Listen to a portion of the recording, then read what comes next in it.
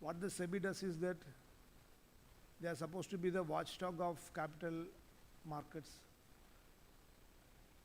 Now they are not, I'm not using the word watchdog in that sense also, but I'm saying that they are policing our market, securities market. See, as the speakers told, India is now fourth largest economy in the world. And it is the largest, it has the 1/4 of the people are living in India alone. And we have the largest youth population. And moreover, we are the fastest growing economy, democracy in the world. So we have achieved this type primarily because of the financial market stability and vibrancy. It is due to the regulatory agencies who police the market. They are here and they are the SEBIs. So I congratulate SEBI for doing this amazing job in stabilizing our country and carrying our country in the growth path to prosperity. At the same time, I also mentioned that in spite of the fact that we have our ordinary investors, long-term investors achieved a huge returns in the last 30 or 40 years, right from the 1992 onwards. If you take, the paradox is that if you look at the short-term investors, retail investors, as per the report of RBI alone, more than 90% of the investors lose money. Now we invest hard-earned money in different assets, whether you can purchase gold or you can bank, invest in gold, or you can just purchase a house. Or, your hard-earned money is being invested so that our future generation is safe and secure. But unfortunately, this hard-earned money, out of greed, gets lost because of these things. So this is more than 90% of the retail investors losing money, something which is exceptionally high and it should be lowered. So their job is to secure the future of the investors. So that's why SEBI is conducting this seminar. And for information, I can say that many of the problems in Kerala police individually are accruing because of the financial illiteracy. For example, two gentlemen, two of our own colleagues committed suicide in Kepa, and both of them committed because of financial issues, and both of them gambled in the stock market and lost money. And I have studied the police suicides last 10 years, and many of them are actually due to financial illiteracy, and out of greed they died. So that should never happen. As you should know how to invest as government servants, or you should know how to carry your life forward. At the same time, we also have another aim and duty to see that people who are indulging in financial frauds are brought before law. That's our main purpose. So when I joined the police force long back, before 20 years back, our primary concern was dacoity, robbery, and housebreaking in the night, etc. But now, our primary role is to get these financial frauds and cyber frauds before the law, and because more than 1,200 crores are being lost in Kerala alone due to these financial frauds. Once you get a message from the WhatsApp saying that you invest here and immediately you get 30%, 40% returns. So you registered a case, you invest your money and then lose. So thousands of cases are being registered in Kerala. It is more than that, several times what theft cases or robbery cases. And many of them actually we are unable to actually bring them before law because most of the accused are not staying in India, not staying in Kerala. Most of them are somewhere in Haryana, Rajasthan, using their laptop and mobile phones to all these frauds, and we fall trap into that. So we have our own important role to secure our own future as well as safeguard the future of the ordinary citizens, because you are the one who are in charge of investigating cases. What I am saying is that This, this is an amazing occasion for you to learn. In spite of the fact that we are much more advanced in most of the states in terms of many things. For example, recently there was a survey about the civic behavior throughout India, and we stood first. India, Kerala is far ahead of other states in terms of how we behave. At the same time, we are the one who actually fall prey to this type of financial frauds. It's our own ignorance, in spite of the fact that we have the highest literacy in India. So that should not be the case. I hope that you will learn these things, how to prevent these financial frauds, and make yourself a good future, as well as secure the future of our own citizens in Kerala state. Thank you so much.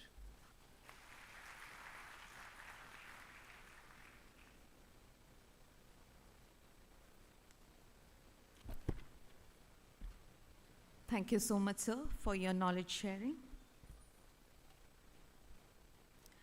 As the stage is all set for our chief guest, Shri G. Ram Mohan Rao, Executive Director, SEBI, I would now humbly request Shri G. Ram Mohan Rao to address the gathering. So please.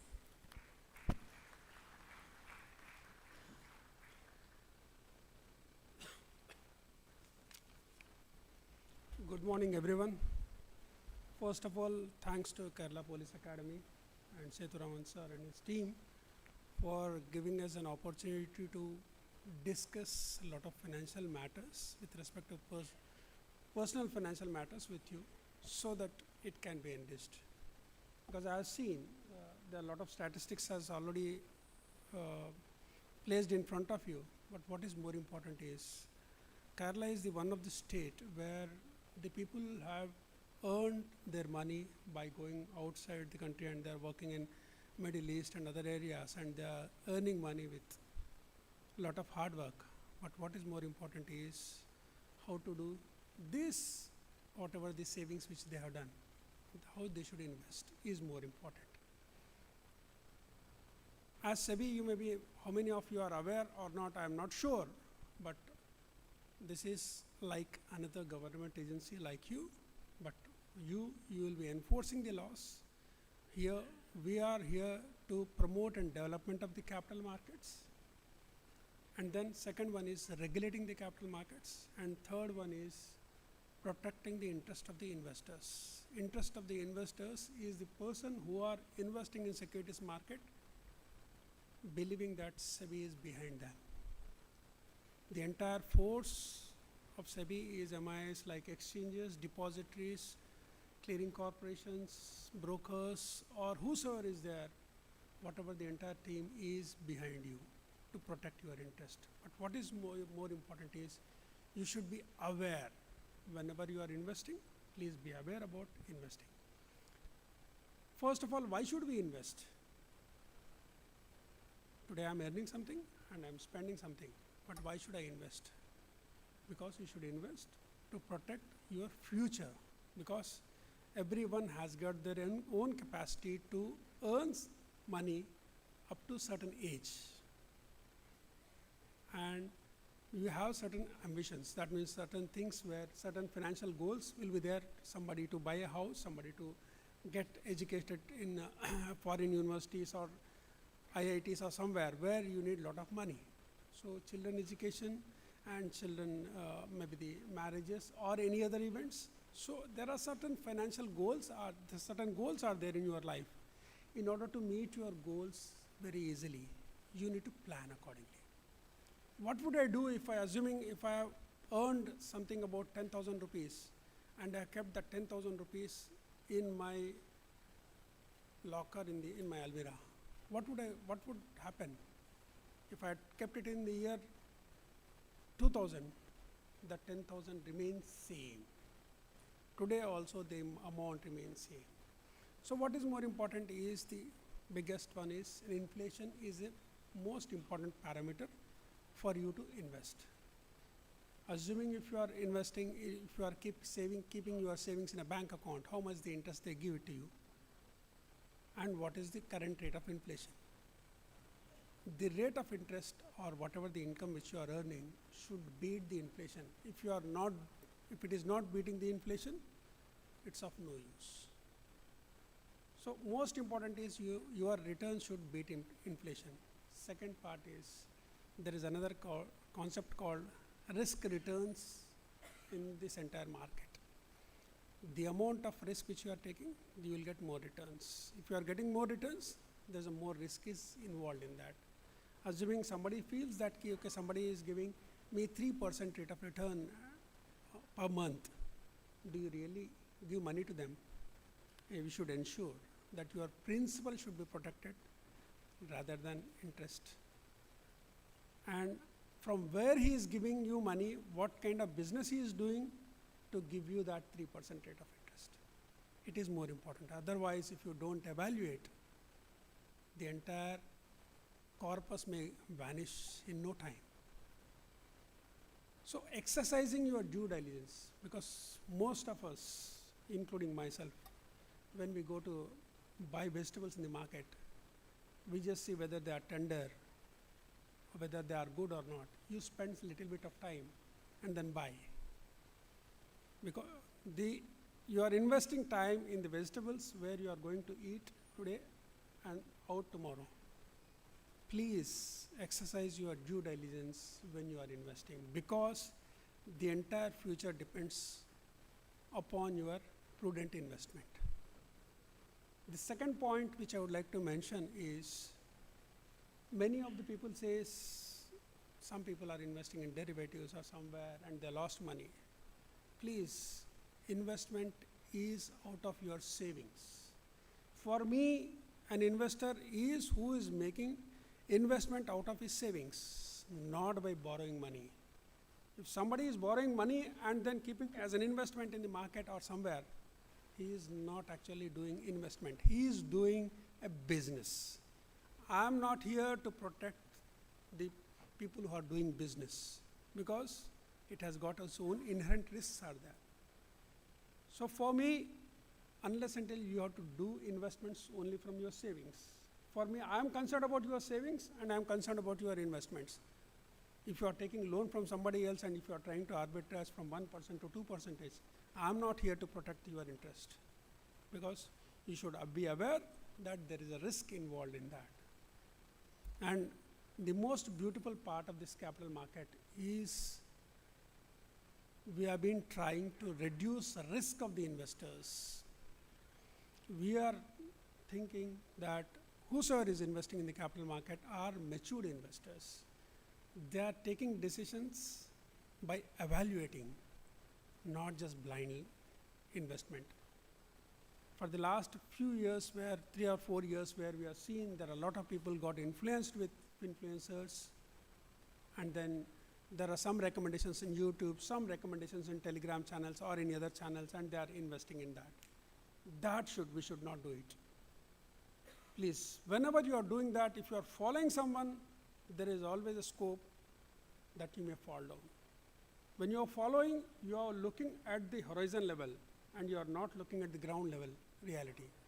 In the ground level reality, you may be entering into the pit. So whenever you are running or something like that, you should also look at the ground, how the ground is. Similarly, when you are following someone, please look at the ground realities. That is more important to protect your investment. And as I just want to mention about this matured investors. So we have children. Somebody may be having a kindergarten going children, somebody may be going school going children, somebody may be going college going. So when you are sending your boy or girl to the school, kindergarten school, what will you do? We go up to the school and then drop them at the gate. Do you really apply the same principle when they are going to school or college? No. We just drop them at our door itself. They are allowed to go. Here, SEBI also believes that you can say that's something more than the college going students. We just tell them what is good, what is bad. Let them decide which path they want to travel. So giving information to each and every investor is more important. So we ensure that whosoever is investing in the equity market, they should get full information. In case any information is being suppressed by anyone, we take action against them. I can promise you that we always penalize the people who are doing misconduct in the market, and we ensure it. So what is more important is whenever somebody is investing, please exercise your due diligence and read the information and invest it, because it is future is of tomorrow. So by that, I would like to say, because there is a lot of panel discussion is also there, where they will enlighten you, as well as with respect to cyber frauds and other issues. You will also have a session. There is one more point I would like to mention. There's a lot of, as I'm looking at the ladies and girls over here, it's, I can say that there is a one study where they say that the ladies are more smarter investors. Please take lead into that. You are not behind, you are ahead of it. So please ensure, please read before you invest or something like that. Of course, you are more smarter than that. And I would like to say, please make use of this session. And I thank you, everyone. Thank you. Bye. Thank you, sir, for providing your valuable insights to our participants.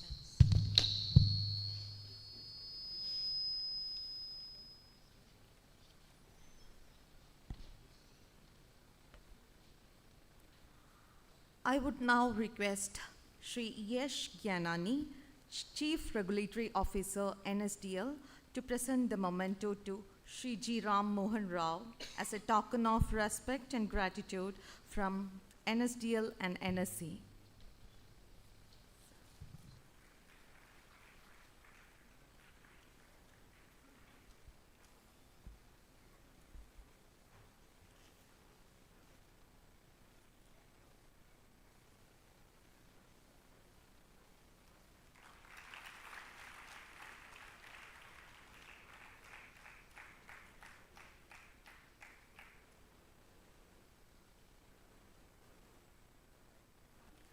Yash sir will now present the memento to Shri K. Sethu Raman sir.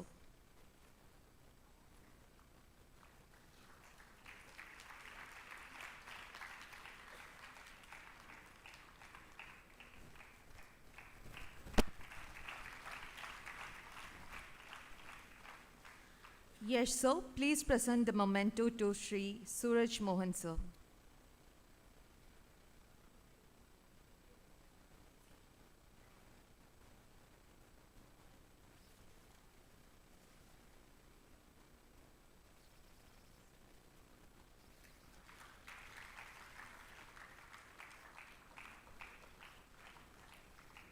Shri Yash Gyanani will present the memento to Shri Sunil sir.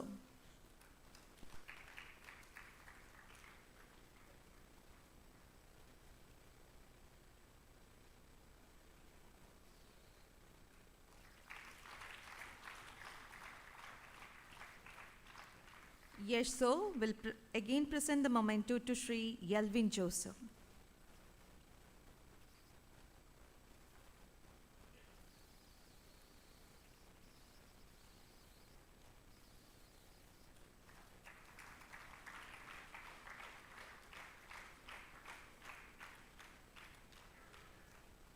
Thank you all.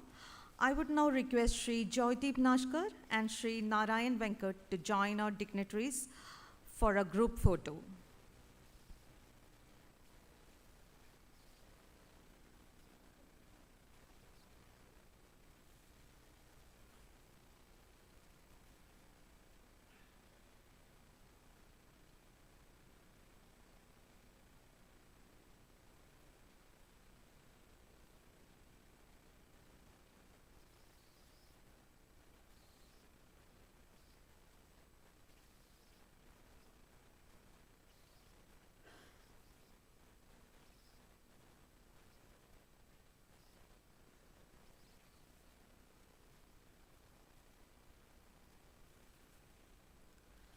Thank you, everyone.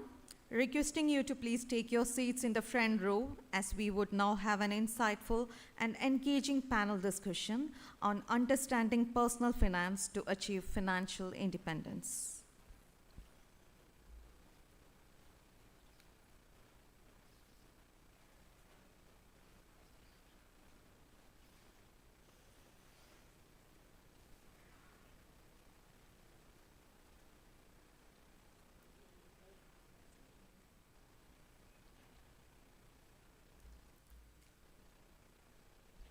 Requesting everyone to take seats in the front row as we would now have an insightful and engaging panel discussions on understanding personal finance to achieve financial independence. Thank you.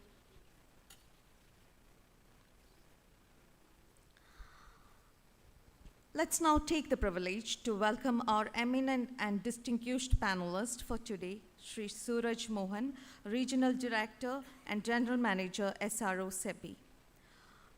Our next panelist is Sri Satish Menon, Executive Director, Geojit Financial Services Limited. Mr. Satish Menon is a graduate in commerce from Bombay University, a qualified associate cost and work accountant, and a certified financial planner. He has been involved in the capital markets for 3.5 decades.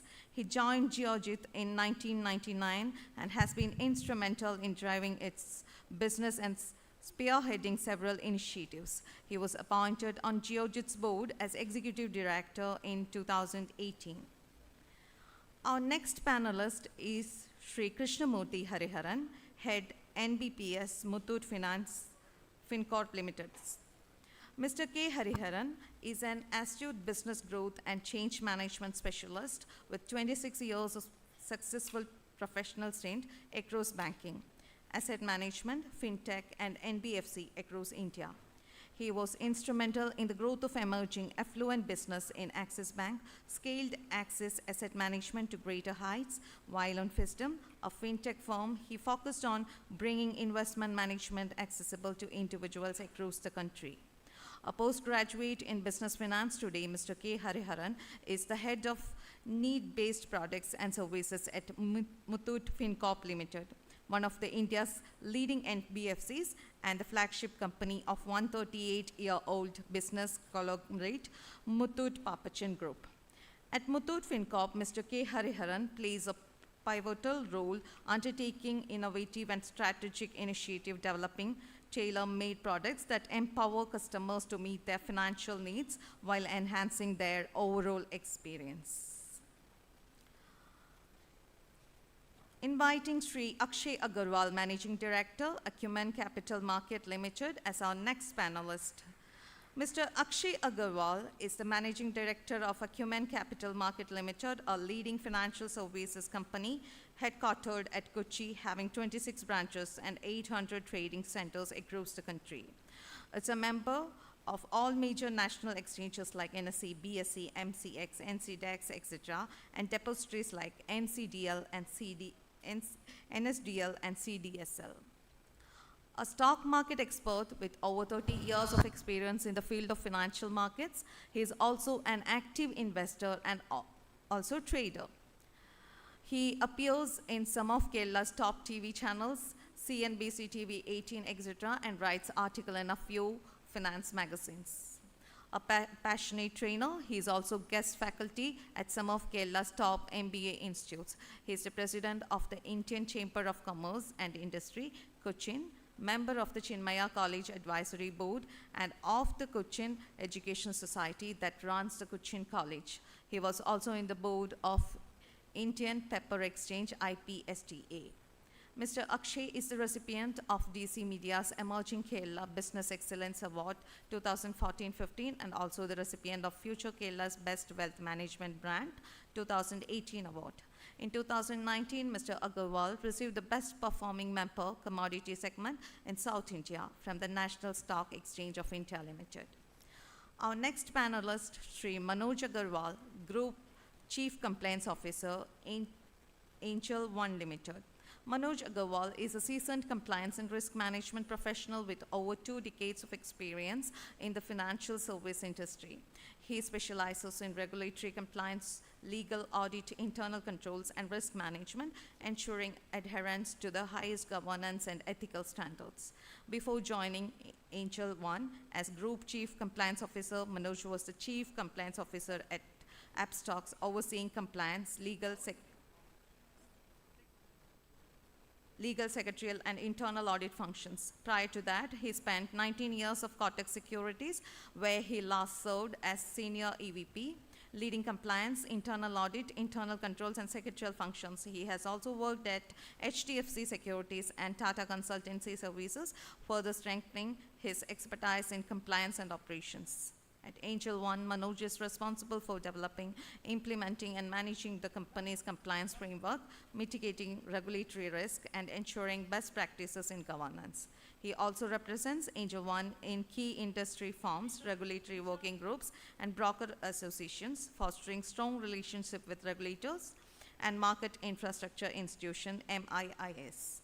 With this deep industry expertise, Manoj plays a pivotal role in reinforcing Angel One's commitment to compliance, integrity, and ethical governance.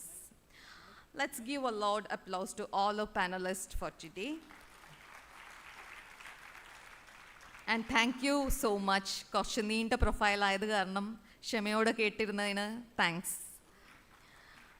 I would request Shri Elvin Jose to present the bouquet to all our panelists.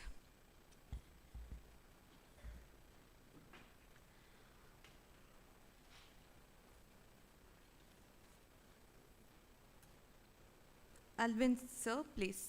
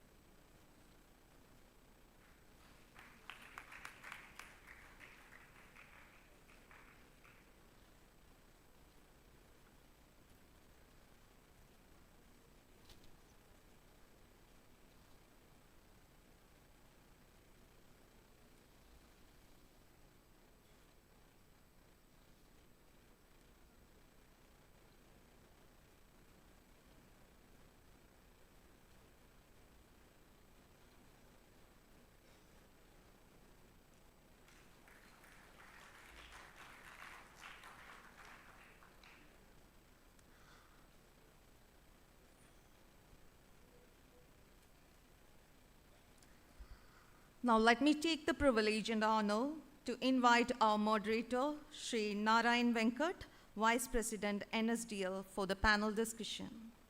So please. Check.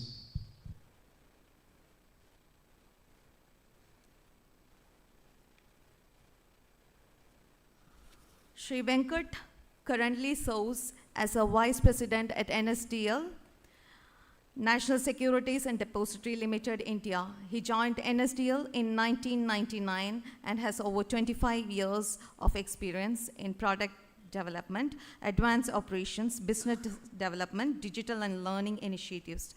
During his tenure at NSDL, Mr. Venkat has been instrumental in building, developing, and promoting flagships products for the company. Mr. Venkat holds a bachelor degree in law and an MBA in finance. So we can now start with our panel discussion. നല്ലൊരു learning experience ആശംസിക്കുന്നു. ശ്രദ്ധയോടെ കേട്ടിരിക്കുക. Thank you. Thank you so much. Am I audible? Hello? Hello, hello. Am I audible? Thank you so much. So we'll start the panel discussion. I think it's very, very interesting to talk about personal finance, and which is going to impact everyone of here. So I would be asking most of the questions related to personal finance, and the panelists will try to answer all those in Malayalam also. So we'll start with the first question, and the first question goes to Suraj Mohan. So, sir, can you just tell us what are the important steps SEBI is taken so far in the recent times with respect to investor education and protection? See, investor education and protection വേണ്ടിയിട്ട് സെബി അടുത്തിടയ്ക്ക് ചെയ്ത സ്റ്റെപ്സിൻ്റെ കാര്യമാണ് ചോദിക്കുന്നത്. അപ്പം അങ്ങനെ നോക്കുകയാണെങ്കിൽ ഇപ്പോഴല്ല, തുടക്കം പോലെ സെബിയുടെ one of the main mandates എന്ന് പറയുന്നത് ഇൻവെസ്റ്റർ എഡ്യൂക്കേഷൻ ആയിരുന്നു. അപ്പം സെബിക്ക് 3 പ്രൈമറി മാൻഡേറ്റ് ഉണ്ട്. 1 investor education, 2 market regulation, 3 market development. അപ്പം ഇതെന്ന് പറഞ്ഞാൽ നമ്മുടെ ഈ ചായ വെക്കുന്ന മേശമാരിയാണ്. ആ 3 കാലിലുള്ള സാധനം സ്റ്റേബിളായിട്ട് നിൽക്കില്ല. ഇപ്പം ഇന്ത്യക്കാർ പൊതുവെ ജനറലി നമുക്കൊരു ഗവൺമെൻറ്റിനോടൊരു റിലയൻസ് ഇച്ചിരി കൂടുതലാണ്. ഈ ഗവൺമെൻറ് ഇങ്ങനെ ചെയ്തു തരണം, എല്ലാ കാര്യങ്ങളിലും ഗവൺമെൻറ് ചെയ്തു തരണം എന്നുള്ള ഇതാണ്. ആ Reliance in a way, I mean trusting the government is fine. പക്ഷെ ആ റിലയൻസ് എന്ന് പറയുമ്പോഴത്തേക്കും നമ്മുടെ സൈഡിൽ ചെയ്യേണ്ട ചില കാര്യങ്ങളുണ്ട്. സോഷ്യൽ എറ്റിക്കറ്റ് എന്ന് വേണമെങ്കിൽ പറയാം, അത് സിവിക് സെൻസ്. അതപ്പുറം നമ്മുടെ പണം ഇൻവെസ്റ്റ് ചെയ്യാൻ നേരത്ത് നമ്മുടെ പണമാണ്, നമ്മൾ ഇൻവെസ്റ്റ് ചെയ്യാൻ നേരത്തെ ചില ബേസിക് സ്റ്റെപ്സ് നമ്മളും ശ്രദ്ധിക്കണം എന്നുള്ളത് ആ ഒരു അവയർനെസ് നമുക്ക് വേണം. ഇപ്പം ഇവിടെ സാറിൻ്റെ ഒരു അഡ്രസ്സിൽ പറയുന്നുണ്ടായിരുന്നു, പല ഇൻവെസ്റ്റേഴ്സും പണം നഷ്ടപ്പെടുന്നുണ്ടെന്ന് സ്റ്റോക്ക് മാർക്കറ്റിൽ. അപ്പം ഇവിടെ പ്രൈമറിലി നമ്മൾ നടക്കുന്നത് എന്താണ്, സ്റ്റോക്ക് മാർക്കറ്റിൽ ഇൻവെസ്റ്റ് ചെയ്യുന്നുണ്ട് എന്നാണ് പറയുന്നത്. പക്ഷെ അത് ഇൻവെസ്റ്റ്മെൻ്റ് ആണോ സ്പെക്യുലേഷൻ ആണോ, there is A huge difference രണ്ടും തമ്മിൽ. അപ്പം ഇത് ആൾക്കാരെ അറിയിക്കാൻ വേണ്ടി, ഐ മീൻ ആൾക്കാർക്ക് അത് മനസ്സിലാവണം. പല ആൾക്കാരും പോയി ഈ F&O സെക്ഷൻ, ഫ്യൂച്ചേഴ്സ് ആൻഡ് ഓപ്ഷൻസിൽ പോയി ഇൻവെസ്റ്റ് ചെയ്യും. യു ആർ സ്പെക്കുലേറ്റിംഗ് ഓൺ, എന്താ പറയുക, ഈ സാധനത്തിൻ്റെ പ്രൈസ് ഭാവിയിൽ എന്തായിരിക്കും എന്ന് സ്പെക്കുലേറ്റീവ് ആണ്. On what basis? മിക്കവാറും ഈ പോകുന്ന കക്ഷിക്ക് F&O എന്താണെന്ന് പോലും അറിയണ്ടാവില്ല. അത് ബ്രോക്കർ അല്ലെങ്കിൽ ബ്രോക്കറിൻ്റെ അവിടുത്തെ ഏതെങ്കിലും സെയിൽസ് സ്റ്റാഫ് ചിലപ്പം പുള്ളിയുടെ ടാർഗറ്റ് മീറ്റ് ചെയ്യണം, ആ എക്സൈറ്റ്മെൻറ്റിൽ പതുക്കെ തള്ളി സാറേ ഇന്നത്തെ ഭയങ്കര പ്രോഫിറ്റ് കിട്ടും. ഇത് കേട്ട് ഈ കക്ഷി സ്വന്തം പണം പോരാത്തതിന് വേണമെങ്കിൽ കടം എടുത്തിട്ട് പണം ഇടും. F&Oയിൽ എന്താ വെച്ചാൽ നമ്മൾ ലിവറേജ് ചെയ്യുകയാണ്. അപ്പം ഇടുന്ന 10,000-ൻ്റെ ഇൻവെസ്റ്റ്മെൻ്റ് ആണെങ്കിൽ വരുന്ന ഗെയിൻ ചിലപ്പോൾ 10 മടങ്ങായിരിക്കും, അതുപോലെ നഷ്ടവും 10 മടങ്ങാവും. അപ്പം ഈ 10,000 കട എടുക്കും, അവസാനം കടത്തിൻ്റെ 10,000 പോരാത്തതിന് അറിയാൻ മേലാത്ത പണിക്ക് പോയിട്ട് നഷ്ടം വന്നു കഴിയുമ്പം കൊടുക്കാൻ വേറൊരു 1,00,000 കടവും പോരാത്തതിന് 10,000 കടം. അതാണ് ഹാർഡ് കോർ സ്പെക്കുലേഷൻ. ഈ സ്പെക്കുലേഷൻ എന്ന വൃത്തിയുടെ സാധനമാണോ ബാൻ ചെയ്തുകൂടെന്ന് ചോദിക്കാം. പക്ഷെ അറിയാവുന്ന ആൾക്കാർക്ക് ദാറ്റ് ഈസ് നെസസറി. അതായത് വിതിൻ ദ സിസ്റ്റത്തിൽ ഈ പ്രൈസിനെ കുറിച്ച് സ്പെക്കുലേറ്റ് ചെയ്താണ് അതിൻ്റെ ജെന്യുവൻ പ്രൈസ് വരുന്നത്. പക്ഷെ അത് leave it to those who know it. പക്ഷേ ഇതൊന്നും അറിയാത്ത പാവപ്പെട്ട, എന്താ പറയുക, ഒരു സാലറീഡ് ആൾ ഒരു സ്മാൾ ടൗൺ, ഇപ്പോൾ കൊച്ചി പോലത്തെ ഒരു അല്ലെ തൃശ്ശൂർ ഇരിക്കുന്ന ഒരു സ്മാൾ ടൗണിൽ ഇരിക്കുന്ന ഒരാൾ ഇതിന് സ്പെക്കുലേറ്റ് ചെയ്യാൻ ഇറങ്ങി പുറപ്പെട്ട് കഴിഞ്ഞാൽ how capable is of doing that? പുള്ളിക്കൊന്നും അറിയില്ല. ഒരു സെയിൽസ് ഏജൻറ്റ് പറഞ്ഞു ഇതിലിട്ട് കഴിഞ്ഞാൽ ബെസ്റ്റാണ്, ആ കണ്ണുടച്ചങ്ങ് വിശ്വസിച്ച് പണം കൊണ്ട് കിട്ടും. അപ്പം ഇങ്ങനത്തെ കുറേ ഇൻസ്റ്റൻസസ് നമുക്ക് കാണുന്നുണ്ട്. അപ്പം ഇതിൽ നിന്ന് ആൾക്കാരെ പിന്തിരിപ്പിക്കാൻ വേണ്ടിയിട്ടും to direct them into the right sort of investment, വേറെ ഒരു 10-15 കൊല്ലത്തിനുള്ളിൽ ഈ ഇട്ട പണം, സേ ഫോർ എക്സാമ്പിൾ ഇപ്പം അക്രോസ് ദ ലാസ്റ്റ് 15 years NSEയുടെ ഇൻഡെക്സ് ഗ്രോത്ത്, അതായത് ആ ടോപ്പ് 50 ഷെയർസിൻ്റെ ആവറേജ്, അതിൻ്റെ ആ ഇൻഡെക്സിൻ്റെ ഇൻഡിക്കേറ്റിംഗ് ഗ്രോത്ത് പറയുമ്പോൾ it will go in two digits. അത് ക്യുമുലേറ്റീവായിട്ട് 15 കൊല്ലം കിട്ടുമ്പോഴത്തേക്ക് മാസം 500 രൂപ ഇട്ടാൽ പോലും it will go in to significant sum by the end of the period. And that is where stable investment. പക്ഷെ പലർക്കും അത് അറിയുണ്ടാവില്ല. ഇത് ജനറലി ആൾക്കാരെ അറിയിക്കാൻ വേണ്ടിയിട്ട് സെബി മെയിനായിട്ട് ചെയ്യുന്നത് എന്താ വെച്ചാൽ, ഒന്ന് V have A team of properly educated and അതിനെക്കുറിച്ച് പ്രത്യേകിച്ച് അറിവുള്ള ആൾക്കാരുണ്ട്. സ്മാർട്ട് എന്ന് പറഞ്ഞിട്ട് സ്മാർട്ട് പ്രോഗ്രാം. അവർ സ്കൂളിലാണേലും ഇപ്പം കുടുംബശ്രീ അതുപോലെ എല്ലാ they got into the masses, ആൾക്കാർക്ക് ഇടയിലേക്ക് പോയിട്ട് ചെറിയ ചെറിയ ക്ലാസ്സസ് നടത്തും, ചെറിയ ചെറിയ പോക്കറ്റ്സിലായിട്ട് ടു എഡ്യൂക്കേറ്റ് ദം. പിന്നെ ഓഫ് കോഴ്സ് നമ്മൾ ഇടയ്ക്ക് പത്രപരസ്യം കൊടുക്കാറുണ്ട്, ആഡ്സ് കൊടുക്കാറുണ്ട്. പിന്നെ ഇതുപോലെ ഇപ്പം ഇവിടെ ഒരു ഇവൻ്റ് നടക്കുന്നു, ഇതുപോലെ സെബിയുടെ പേഴ്സണൽ നേരിട്ട് പോയിട്ട് ഇവൻറ്റ്സ് നടത്താറുണ്ട്, ഇൻക്ലൂഡിങ് കോളേജസ്. പഠിച്ചിറങ്ങാൻ പോകുന്ന പിള്ളേരായിരിക്കും. അപ്പം കോളേജിൽ പോയിട്ട് ഇപ്പോൾ പിള്ളേർക്ക് ജോലി പോലും ആയിട്ടില്ല. അതിനിടയ്ക്ക് എന്താ ചെയ്യുന്നതെന്ന് ചോദിച്ചു കഴിഞ്ഞാൽ, ഈ അടുത്തിടയ്ക്ക് ഞാൻ അങ്കമാലി ഒരു കോളേജിൽ പോയി. അപ്പം ഡിഗ്രി സ്റ്റുഡൻസ് ആണ്. അപ്പം പുറയുന്ന ഒരു ബിരുദം പറയുകയാണ്, സാർ ഞാൻ ക്രിപ്റ്റോയിൽ ഇൻവെസ്റ്റ് ചെയ്യുന്നുണ്ട്. അപ്പം എവിടെയാണ് എക്സ്ചേഞ്ച് എന്താണെന്ന് ചോദിക്കുമ്പം ക്രിപ്റ്റോ ഇവിടെ. അപ്പം we have a couple of legitimate exchanges also for crypto trading. അതിൽ പോലും അല്ല. So somewhere on some imaginary panel ആശാൻ ഇരുന്ന് ക്രിപ്റ്റോ ഇൻവെസ്റ്റിംഗ് നടത്തുവാണ്. I mean he believes it's an investment. സ്പെക്കുലേഷനാണ് ചെയ്യുന്നത്, ദാറ്റ് ടു ഒരു ഇല്ലെജിറ്റിമേറ്റ് പ്ലാറ്റ്ഫോമിൽ. അതായത് പേപ്പറെ കണ്ട് സൂഹിക്കാം, ആ പ്രൈസ് മുകളിലോട്ട് പോയി ഒന്ന് എൻകാഷ് ചെയ്യാൻ നോക്കുമ്പോൾ അറിയാം 10 പൈസ തിരിച്ചു വരില്ല. അപ്പം ഈവൻ ദാറ്റ് ആ കോളേജിലാണേലും പല ആൾക്കാരും പല വഴിക്ക് പണം നഷ്ടപ്പെടുന്നുണ്ട്. ഇത് പ്രിവെൻറ്റ് ചെയ്യാൻ വേണ്ടി ഞങ്ങൾ അവയർനെസ് പ്രോഗ്രാം നടത്തുന്നുണ്ട്. സെബിയുടെ ആൾക്കാർ നേരിട്ട് പോയിട്ട് ഓൺലൈനായിട്ട് നടത്തുന്നുണ്ട്. പിന്നെ കോളേജസിന് വേണമെങ്കിൽ സെബിയുടെ പ്രിമൈസസ് വിസിറ്റ് ചെയ്യാം.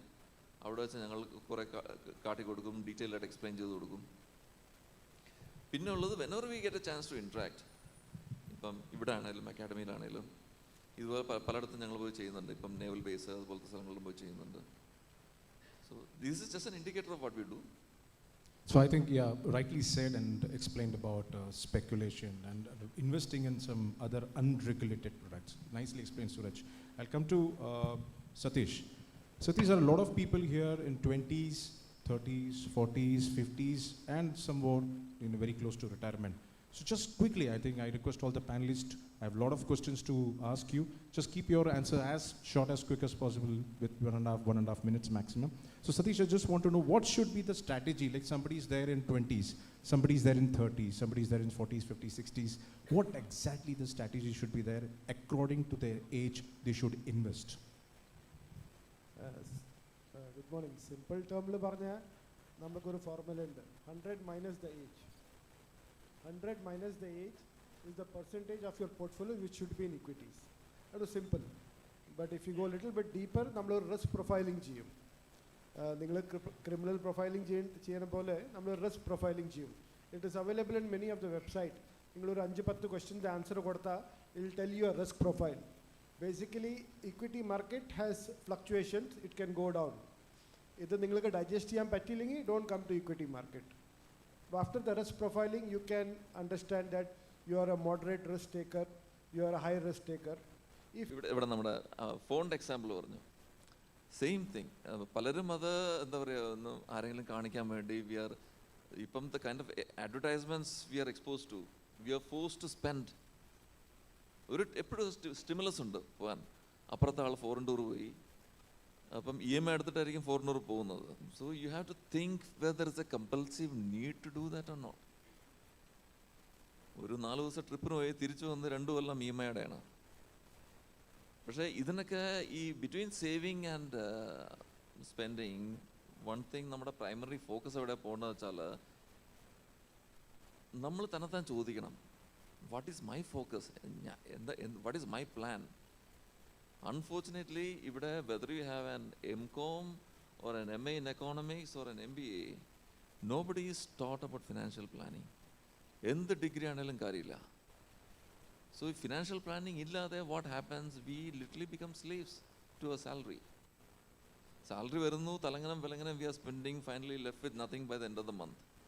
ആ കമ്പൾസറി വല്ല പി എഫിൽ ഒരു കട്ടിങ് ഉണ്ടേ അതുണ്ടോ അവിടെ. Thanks to that compulsory saving some element is saved.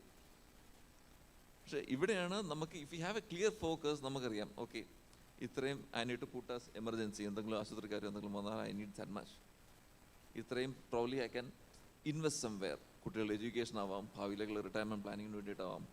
I can probably invest somewhere in the stock market or എവിടെ വെച്ചാലും. ഈ clarity is what is most important, which is missing in unfortunately A large amount of people. Even among bureaucracy, many people after retirement you come across a lump sum. Our retirement age കഴിഞ്ഞിട്ട് 60 കഴിഞ്ഞിട്ട് you go adventurous with that money. അവിടെ you make the wrong investment, there is no time to regret also. Your time's up. So I will go with Hariharan. Many of the people here are quite youngsters, and it would be very absurd to ask a question like, how do they plan right now at this stage for their retirement, which is going to be at 60?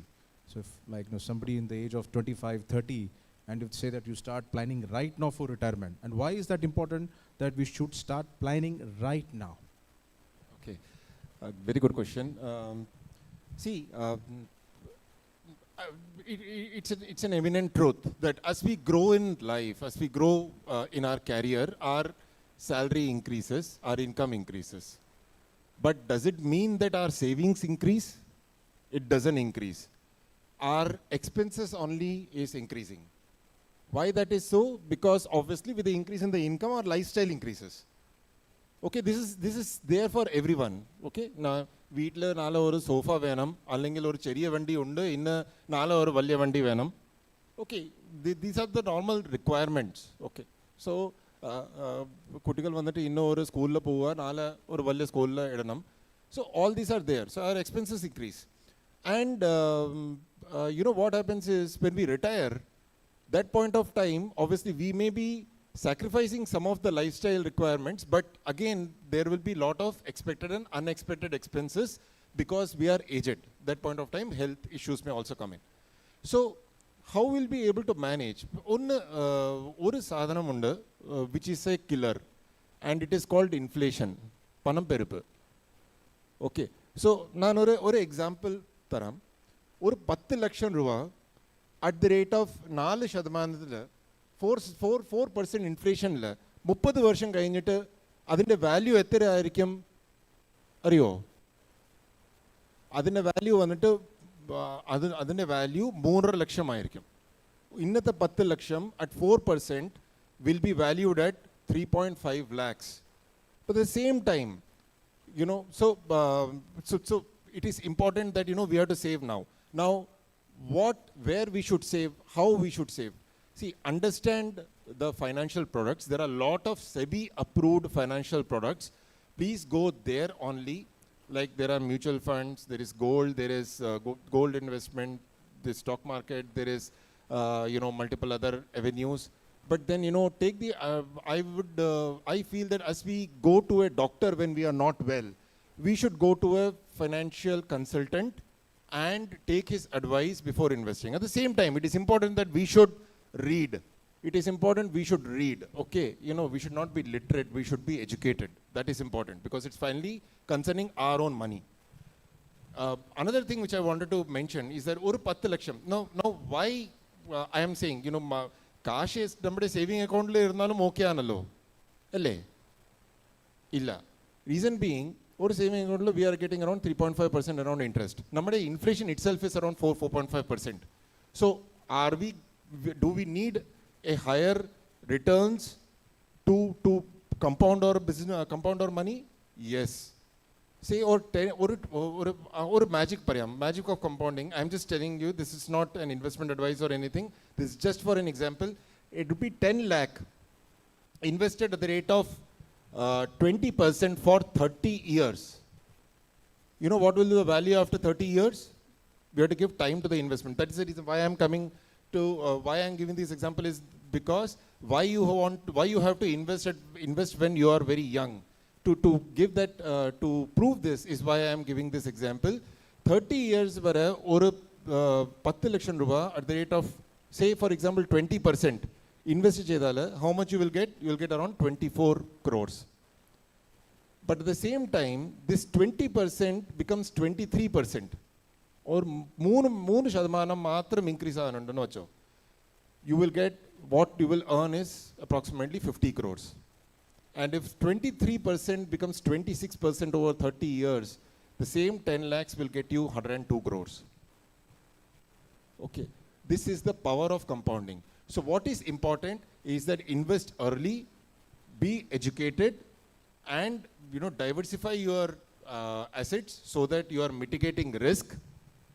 Okay, and that is the mantra for earning a return which will take care of your future tomorrow in spite of the inflation, because that is what you need, we all require. In spite of pension or anything, we need a money for taking care of our lives. So we have to start early. Thank you. So I think you answered my next question on compounding and inflation. So I'll go with Satish.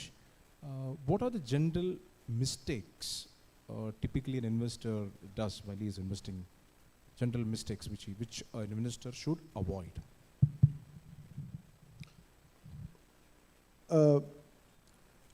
Equities, direct stocks ആണോ mutual funds ആണോ? ഒരു riskier asset class ആണ്. ഇതിൽ risk ഉണ്ട്. നിങ്ങൾ ഇന്ന് കാശിട്ട ചിലപ്പോൾ in the near term, short term, നാളെ, ഒരു മാസം, 12 മാസം, ഒരു കൊല്ലം, 2 കൊല്ലം, ചിലപ്പോൾ നിങ്ങൾ ഡിപ്പ് കാണും. ബട്ട് നമുക്ക് history is saying on a long term you don't lose money in equities. The biggest mistake people do when they invest in equities or mutual fund equities is they have a very short term horizon. Don't come to this market if your horizon is less than 5 years. For you, if your horizon is 1 year, 2 year, 3 year, better to put your money in FD.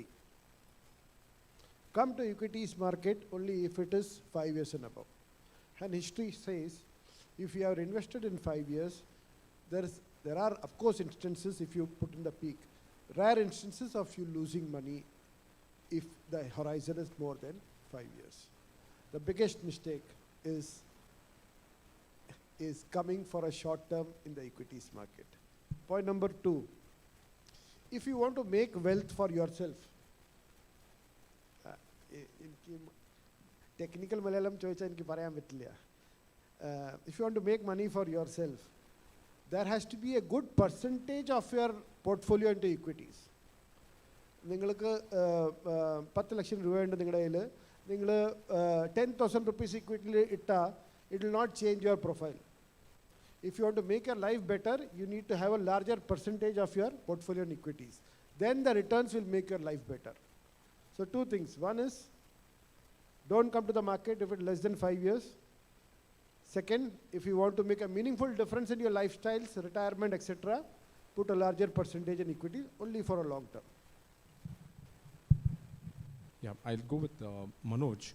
I think Sir also spoke about, Sitharaman Sir also spoke about how social media is influencing a lot of young investors. They go to the social media, a lot of people speak something, a lot of things about it. They take this extraction, and it is also observed that maximum time people are there in their mobile phone, watching a lot of channels.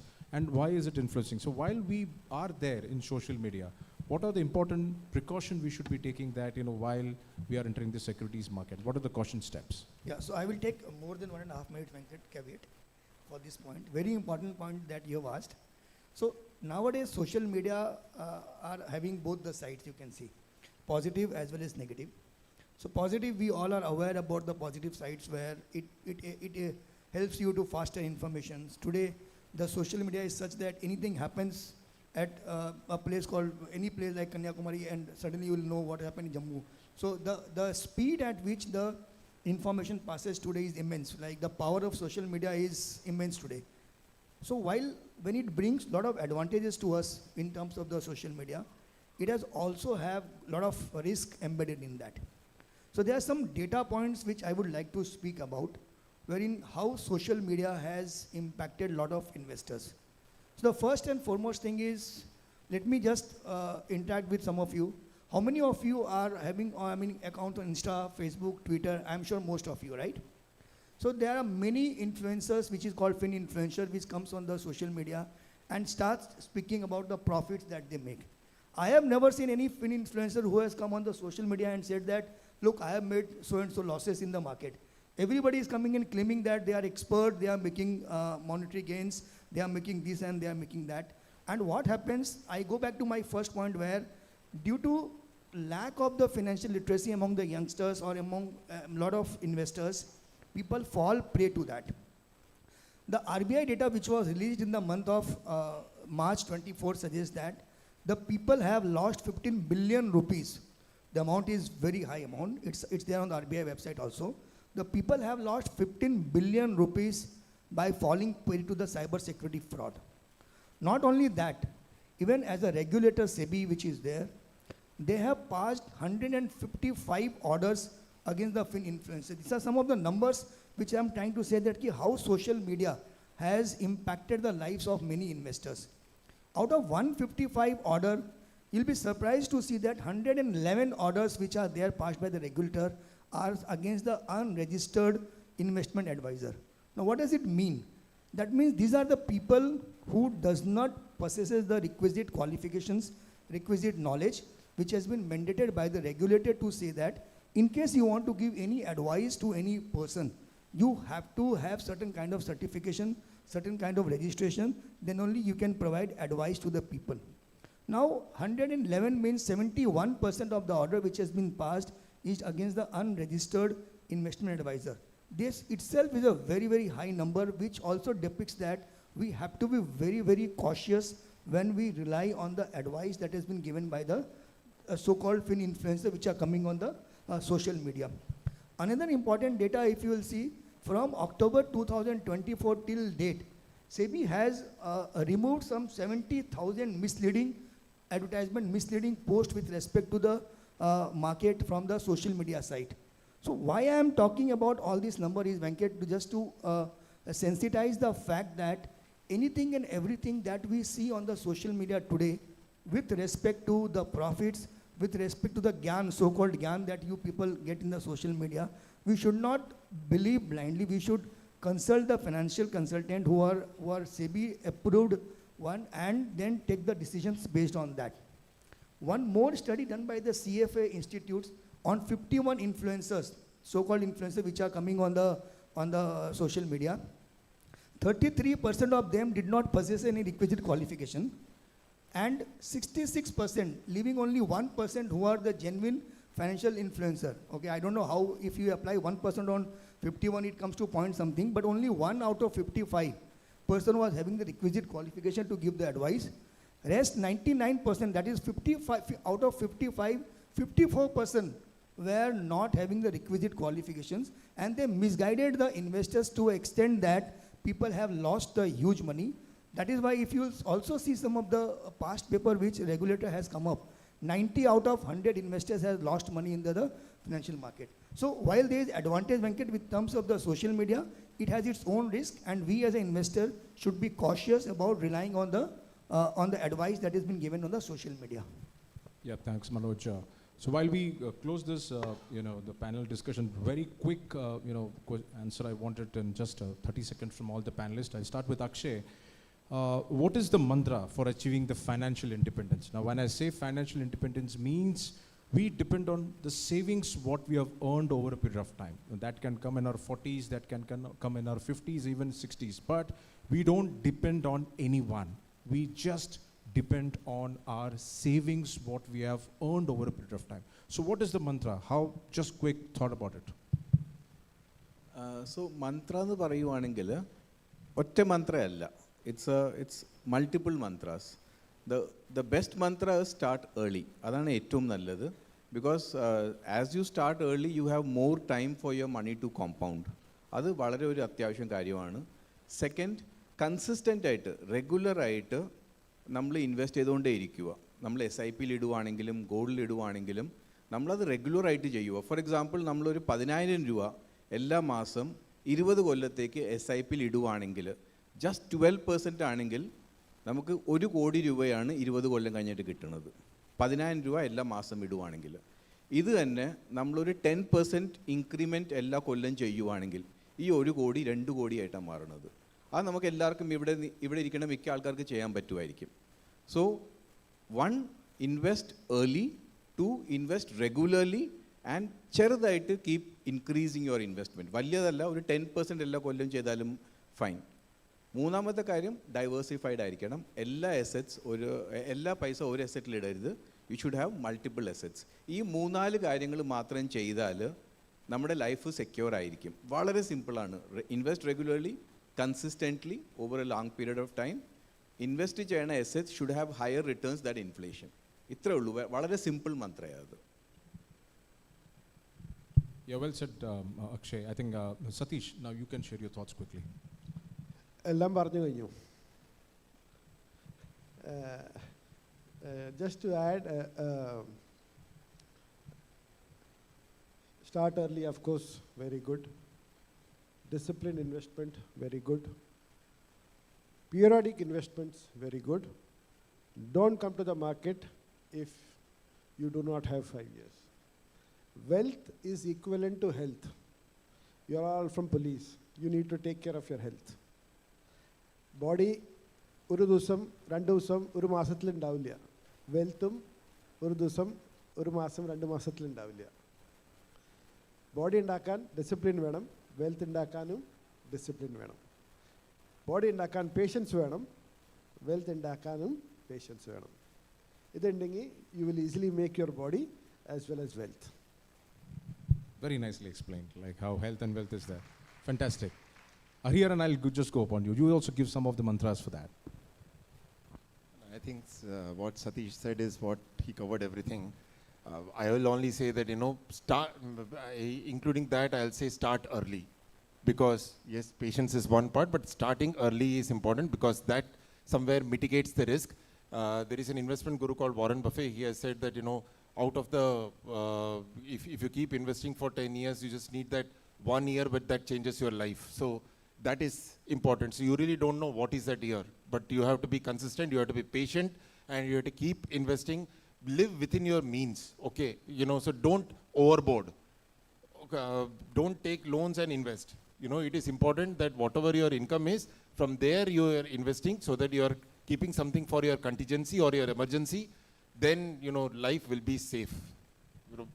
And as Satish said, you have to be happy, your health has to be perfect. So again, happiness is another form of creating wealth. So that's all I also want to say. Manoj, Thank good you. thoughts. So I think most of you have covered thing, but one of the mantra which I can give is that don't put all your egg in one basket. The standard saying, like apply the diversifications. So the standard rule, generally globally accepted rule was 60-40, 60 in equity, 40 in debt. But nowadays that has changed. So it's 70-30 and 10. So basically 70 in equity, 70-20 and 10, 70 in equity, 20 in debt, and add some percentage of that in the gold also. So of 11 years analysis of the data suggests that this 70, 20 and 10 out of 11 years, 4 years it has given the highest returns in the market. So the only one mantra, don't put all your egg in one basket. So nicely said. And Suraj, let's have the final climax of this panel. Come on. ഈ പറഞ്ഞ എല്ലാവരുമായിട്ട് agree ചെയ്യുന്നതിനിടയിൽ ഒരു കാര്യം കൂടെ add ചെയ്യട്ടെ. That is invest ചെയ്യുമ്പോൾ ഏതൊക്കെ രീതി ചെയ്താലും do it with a registered intermediary. അത് സ്റ്റോക്ക് മാർക്കറ്റിലാണെങ്കിൽ സെബി രജിസ്റ്റേർഡ് ഇൻ്റർമീഡിയറി, ഇപ്പം ബാങ്കിങ് സെക്ടറിൽ കൊണ്ടിടുവാണെങ്കിൽ RBI make sure it's in the proper legitimate channel. തൊട്ടപ്പുറത്തെ ചേച്ചിയുടെ മകൻ ചിട്ടി നടത്തുന്നു, അവിടെ കൊണ്ട് പണം ഇടരുത്. Stuff like that we should avoid. Same thing influencers. ആർക്കും ഇൻസ്റ്റാഗ്രാമിൽ കയറി എന്തും പറയാം, അത് കേട്ട് ഓടി പോകരുത്. വാട്സാപ്പ് ഫോർവേഡ് ഇൻവെസ്റ്റ് ചെയ്യാൻ പോകരുത്. You have to go to a registered investor, they will help you plan. ഏതൊക്കെ രീതി ഇൻവെസ്റ്റ് ചെയ്യണം, ഇപ്പം റിസർച്ച് ജേർണലിസ്റ്റ് ആണെങ്കിലും നിങ്ങൾക്ക് ഫിനാൻഷ്യൽ അഡ്വൈസ് ആണെങ്കിലും ഏത് രജിസ്റ്റേർഡ് സെബി രജിസ്റ്റേർഡ് ഇൻ്റർമീഡിയറ്റ് എടുത്ത് പോയാലും they can help you do that. അത് സെബിയുടെ വെബ്സൈറ്റിലാണെങ്കിൽ all these details are there. ചുമ്മാ ആരെങ്കിലും പറയുന്നത് കേട്ട് do not put your hard earn money there.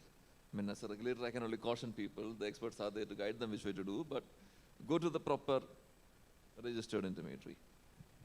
Rightly said. I think I'm sure that all the panelists have contributed fantastic, phenomenal amount of knowledge, which has been disseminated. I'm sure that this will definitely be a big change in the introspection about amongst all your youngsters who towards investment. With this, I close the panel discussion. Thank you so much for your patience here.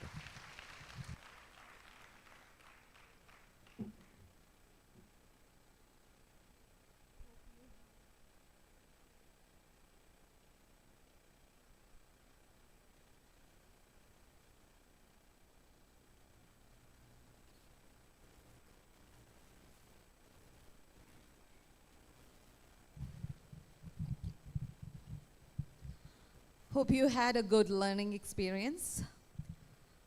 I would now like to invite Shri Yesh Kyanani, Chief Regulatory Officer, NSDL, on the stage to present the mementos to our panelists as a token of love, respect, and appreciation from the part of organizers NSDL and NSE.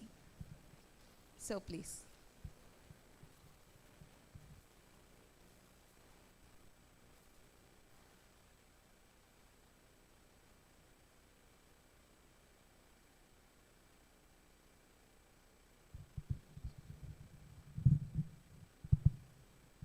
The first token of appreciation to Mr. Suraj Mohan for his phenomenal contribution to the panel discussion.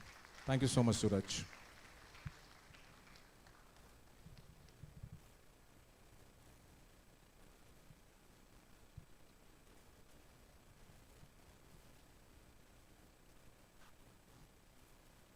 So now look forward to give the token of appreciation to Mr. Satish Menon from Geojet. A round thunderous applause for Mr. Satish.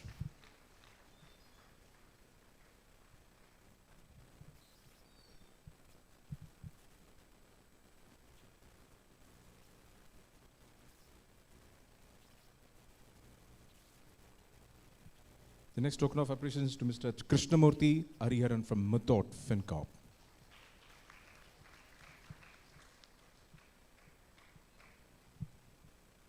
Thank you so much, sir, for your great contribution to the panel discussion.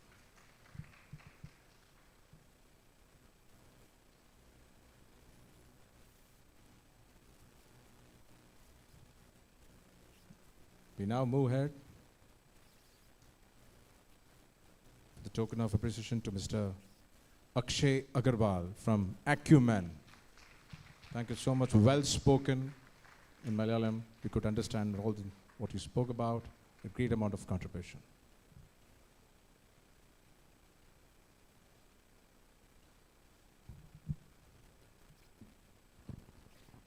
And now we have for Mr. Manoj Agarwal from Angel Broking for his great amount of contribution towards talking about various aspects of social media, diversification.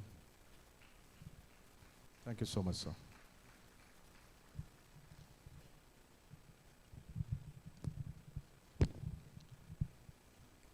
Thank you, sir. Requesting all our panelists for a group photo session. Please.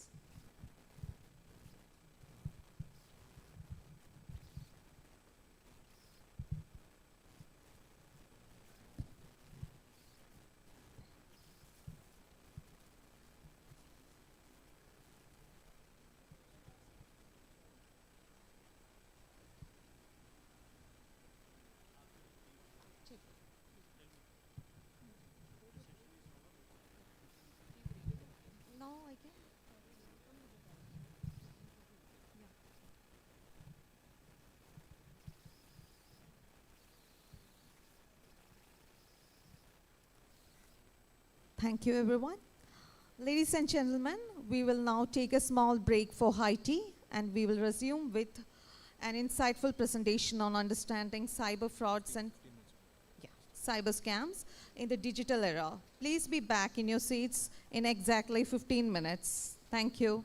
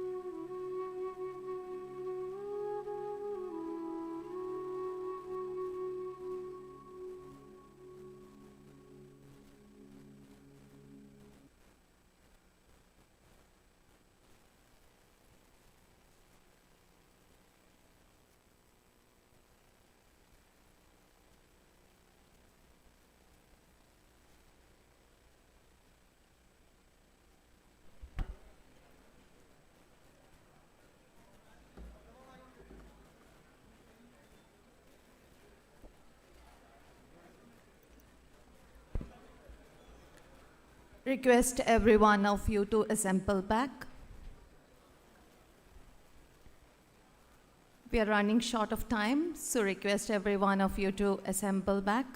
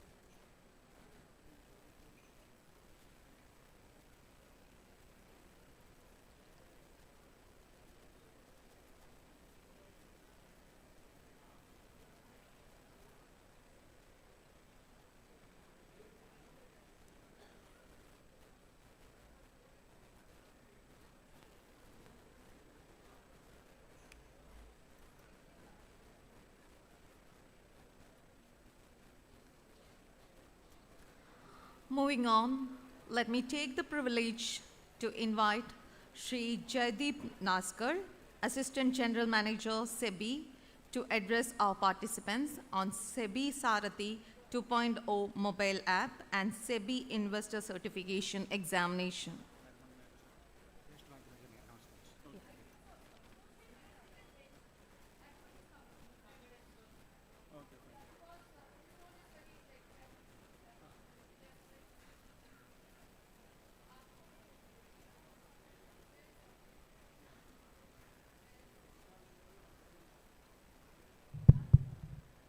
Hello ഒരു കാര്യം ശ്രദ്ധിക്കുക, HMSൽ food പറഞ്ഞവർക്ക് വേണ്ടിയിട്ട് 2 bus A ബ്ലോക്കിൻ്റെ ഭാഗത്തായിട്ട് arrange ചെയ്തിട്ടുണ്ട്. അപ്പോൾ food കഴിച്ചിട്ട് തിരിച്ചു വരാൻ വേണ്ടി ആ വാഹനം ഉപയോഗിക്കാം. 2 ബസ്സുണ്ട്. ആ 2 ബസ്സുള്ളത് എ ബ്ലോക്കിൻ്റെ ഭാഗത്തായിട്ടാണ്. ആ ബസ്സിൽ പോയിട്ട് തിരിച്ചു വരിക, അതിനുള്ള സൗകര്യം ഏർപ്പെടുത്തിയിട്ടുണ്ട്. Okay, thank you.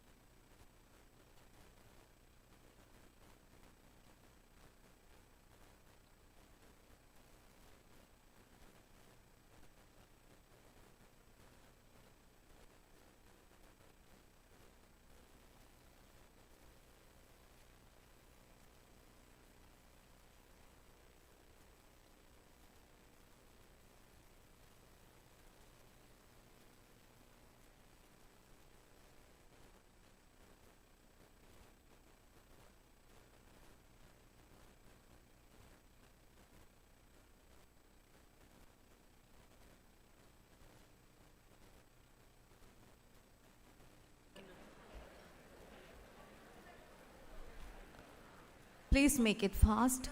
We are running short of time.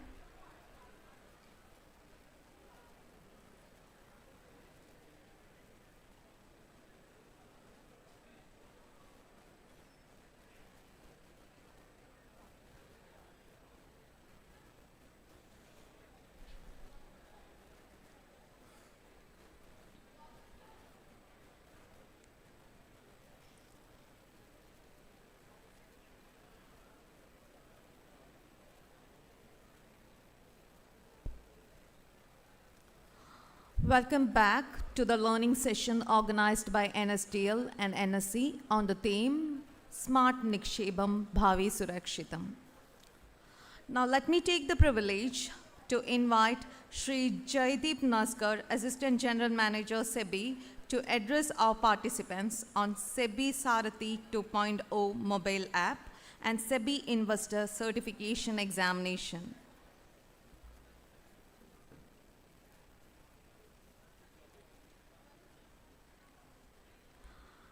Inviting Shri Narayan Venkat to felicitate Shri Jaideep Nashkar with a bouquet.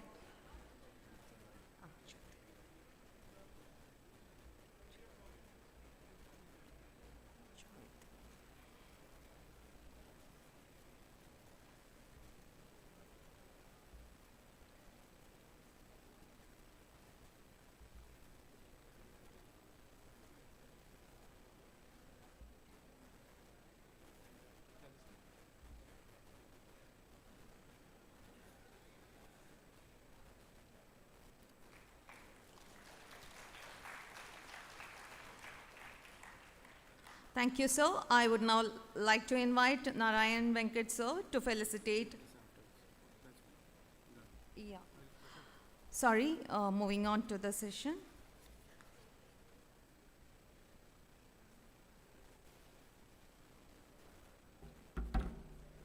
Good afternoon. Good afternoon. Ellarakum Sukamalle. Thank you. This much I have learned in these 2 days for this small. Thank you. What I'll just say, it's really been an honor to stand in front of you people, because you being the guardians of law and order of the state as well as the country, and ensure the safety and security of the people. And your dedication, discipline, and your selfless service, the relentless selfless service, inspires the entire nation. And just the way the police department, the armed forces are taking care and protecting the citizens from the crimes, we from Securities and Exchange Board of India, we are also mandated to protect the interest of the investors, millions of the investors, and to promote and to develop the securities market. I'll just take 2 minutes of yours, and I will request everybody just to download 2 things for your self-learning. And the first one would be the Sarathi app. The Sarathi app has been designed by SEBI. It is a very unique application. You can download in Android as well as iOS, where you can have the basic knowledge of the securities market. You have various modules, you have various video presentations, and it will guide you. Because in one day, one session, SEBI will not be able to guide you more. So I would request everybody to please scan this QR code. I'll take 2 minutes. Please scan this QR code and download this Sarathi app. Can you people do it? Please download it. Sorry?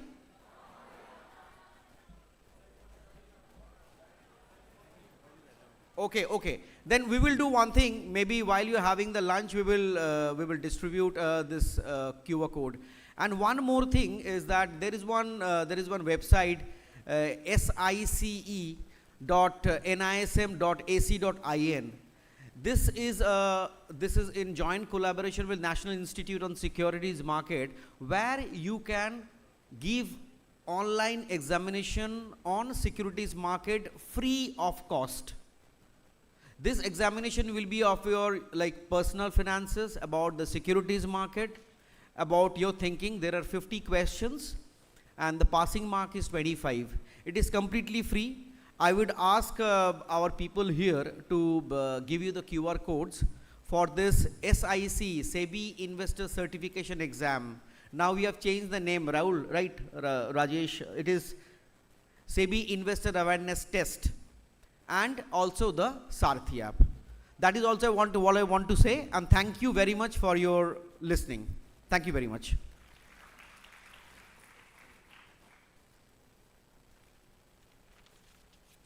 Thank you so much, sir. Let me take the privilege to invite Sri Narayan Venkat, sir, to felicitate Sri Joydeep Naskar with a memento.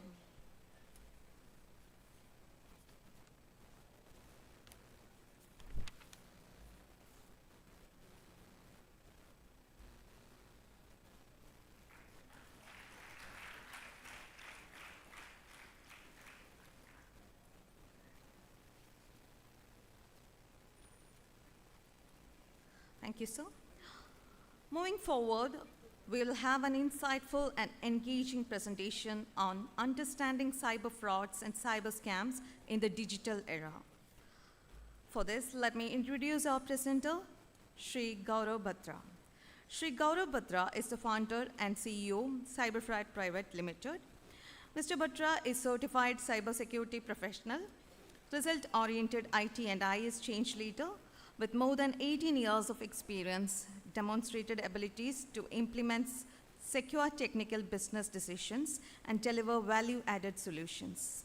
He was previously associated with Mondelez International as Asia CISO, have working experience with organizations like HP, JB Morgan, and Axis Bank. Gaurav is also associated with Indian Institute of Chartered Accountants and has trained 6,000 plus chartered accountants on pan-India basis for cyber security, digital forensics, ethical hacking, and risk management. He also has trained more than 10,000 plus cybersecurity professionals for technical certifications like CISSP, CISM, and CCSP. He has been awarded with Times 40 Under 40 Awards, CISO of the year 2017-2020, Top 100 InfoSec Masters, Data Security Champion, India's Top 20 InfoSec Influencers, and many more speakers and InfoSec level recognition, including one from the Economic Times. Other specialties services: cybersecurity solutions, advisory, technical education, security awareness programs, IS strategy and execution, risk management, security deployment, information security governance, consulting controls, audits, and resourcing. Now I request Sri Yesh Gyanani to welcome Sri Gaurav Batra with a bouquet.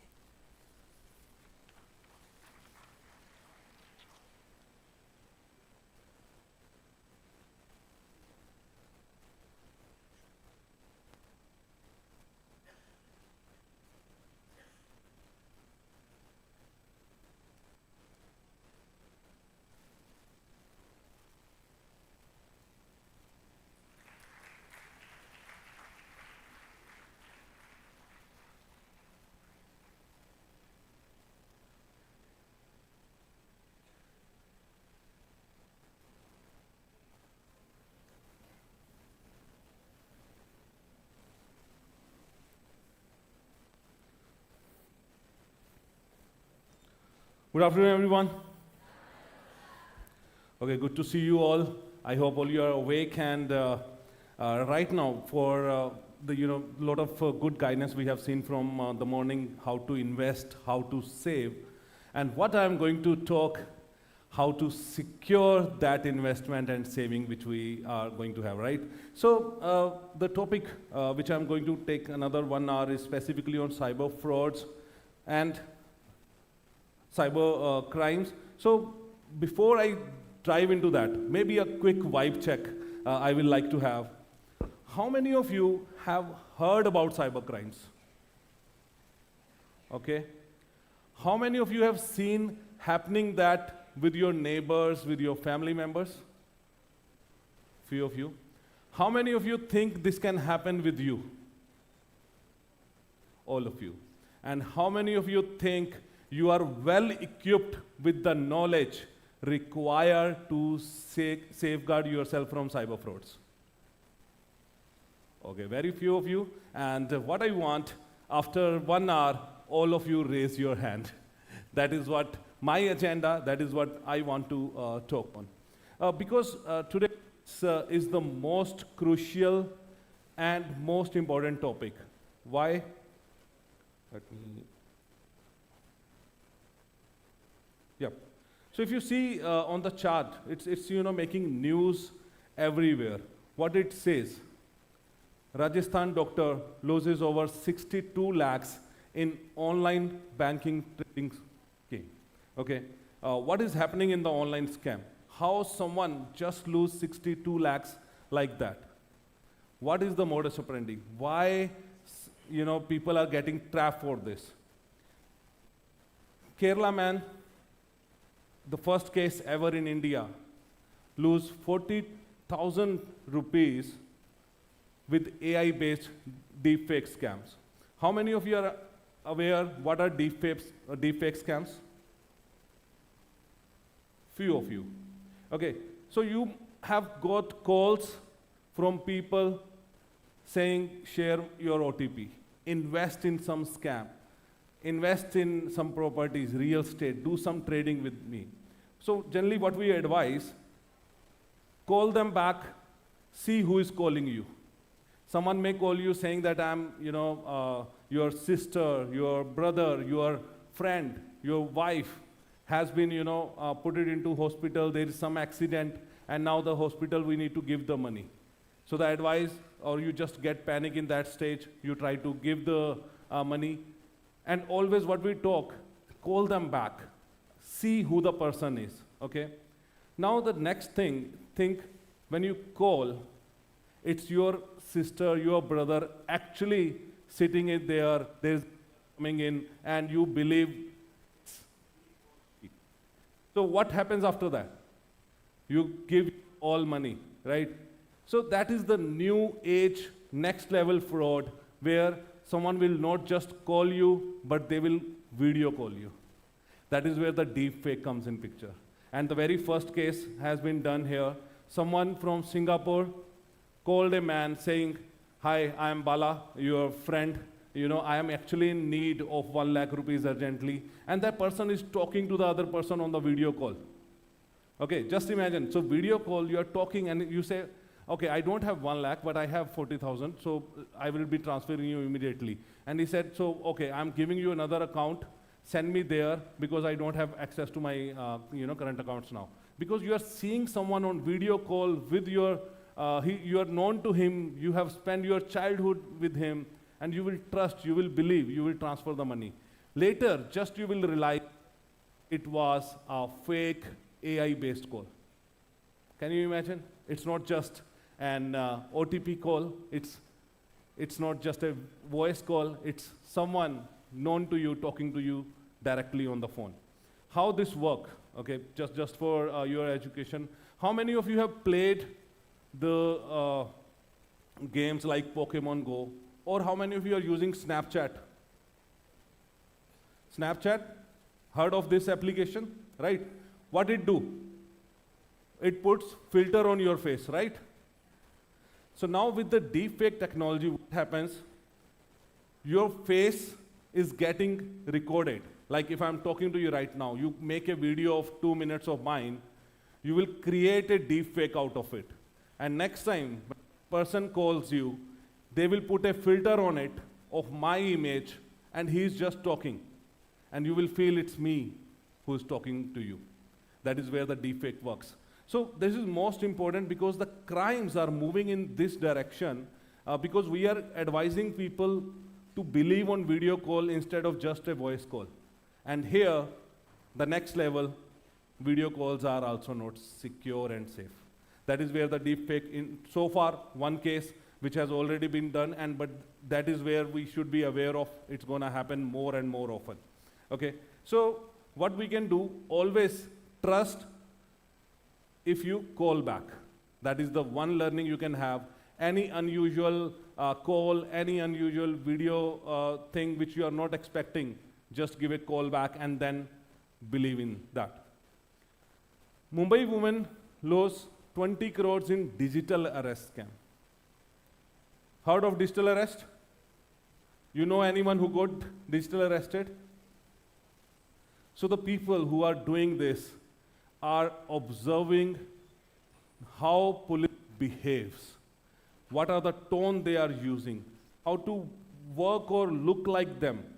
And then they call someone, something like, we have got a courier with your name, with your passport or with your Aadhaar identity to the same, and we have got some drugs, we have got some arms which are as part of the packet, some illegal items, or your identity has been used to do a fraud online.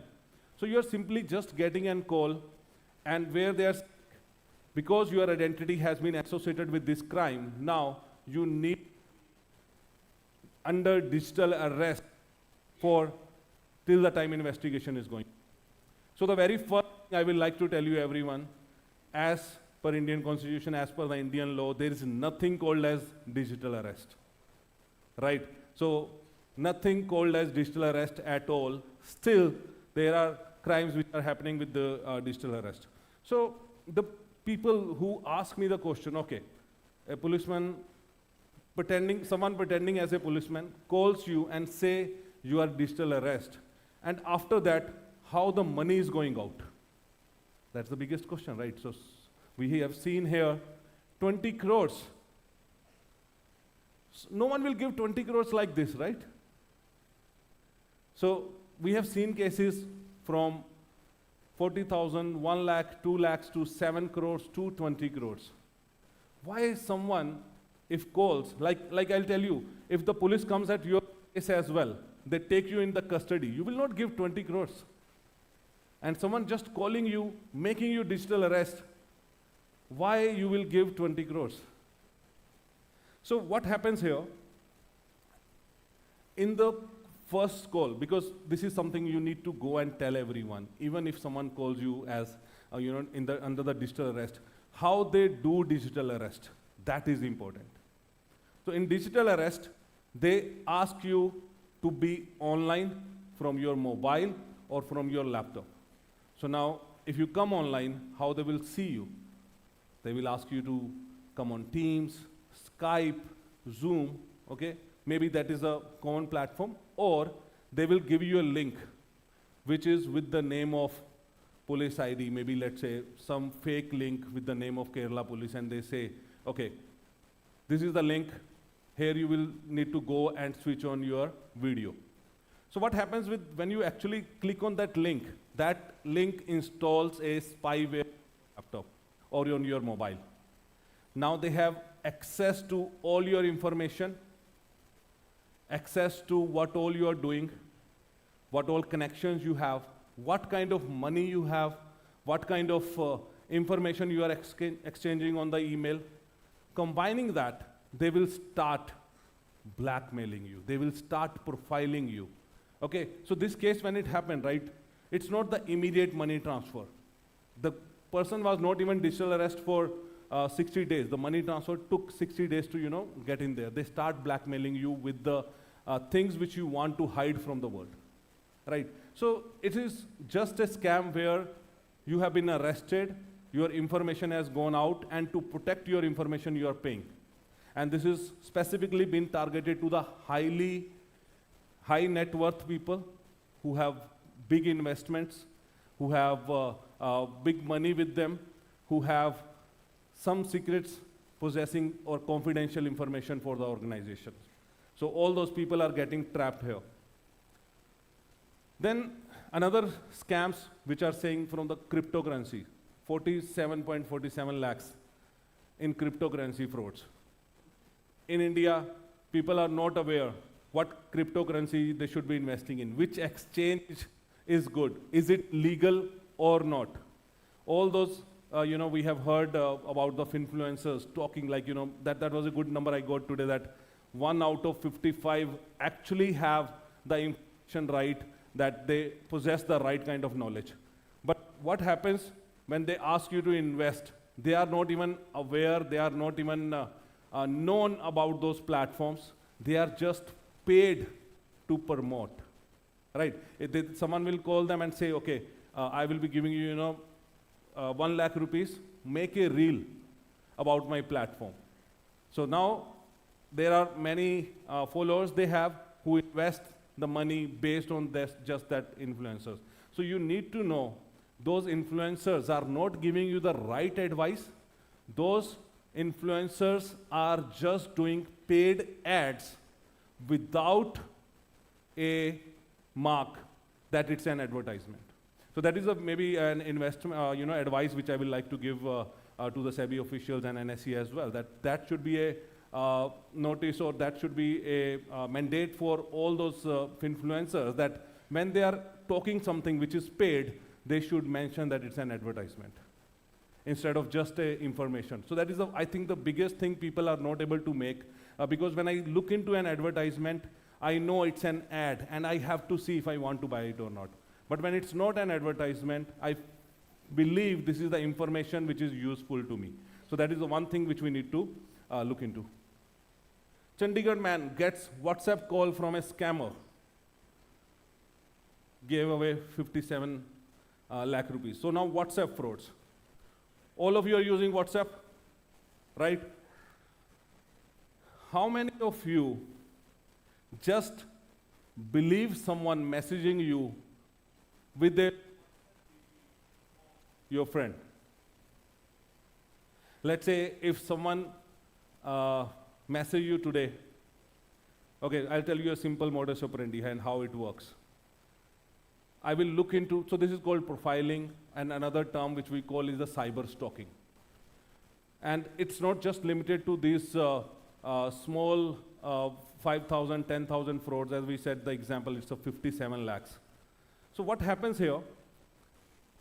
The person profiles you from Facebook, from Instagram, from LinkedIn, looks into who have your, who are your friends, and they look into your database as well, the contacts database, your photos, your microphone. Before I go further, I think most of you don't have your mobile phone with you right now, okay? I will advise, or maybe have their mobile phone right now. I want you to look into one thing. Go to privacy and security of your mobile device and just tell me how many people are listening to.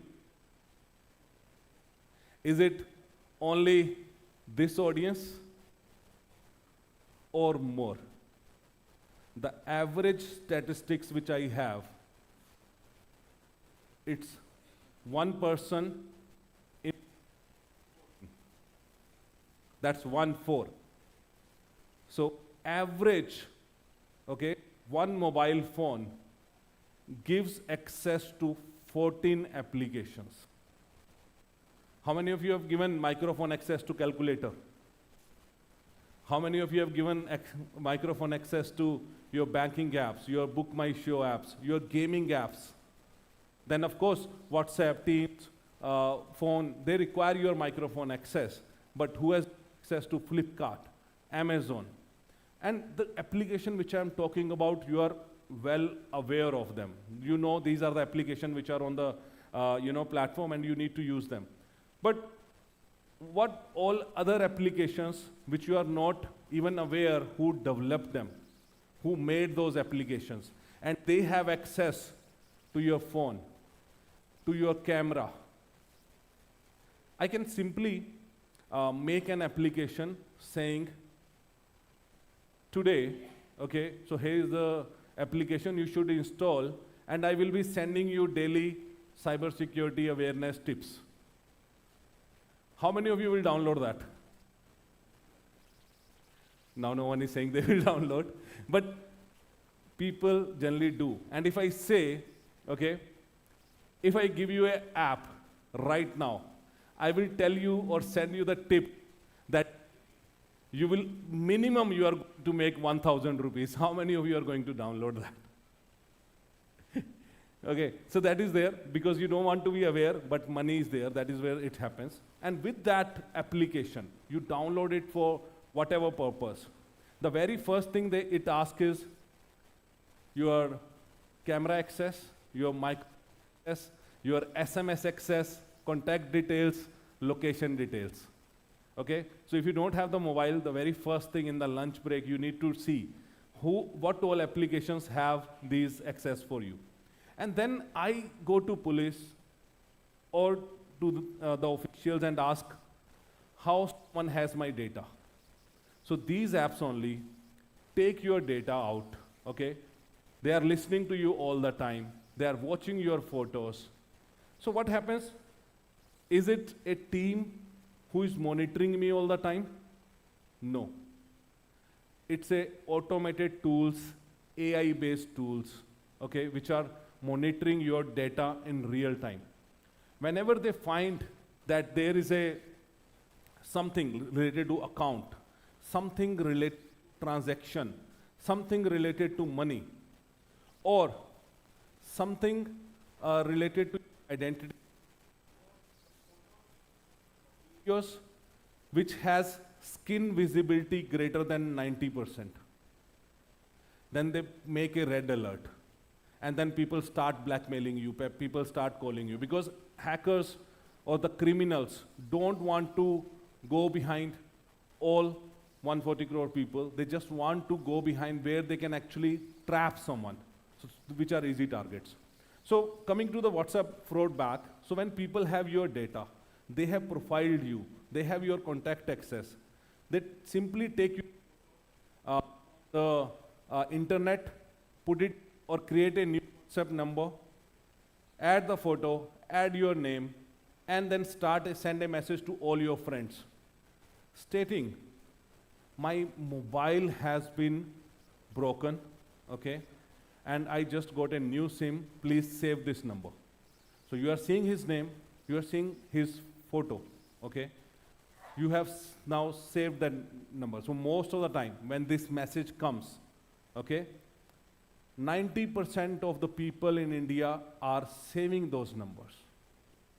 The second comes, as I told you, my mobile has broken. Now I can't do UPI.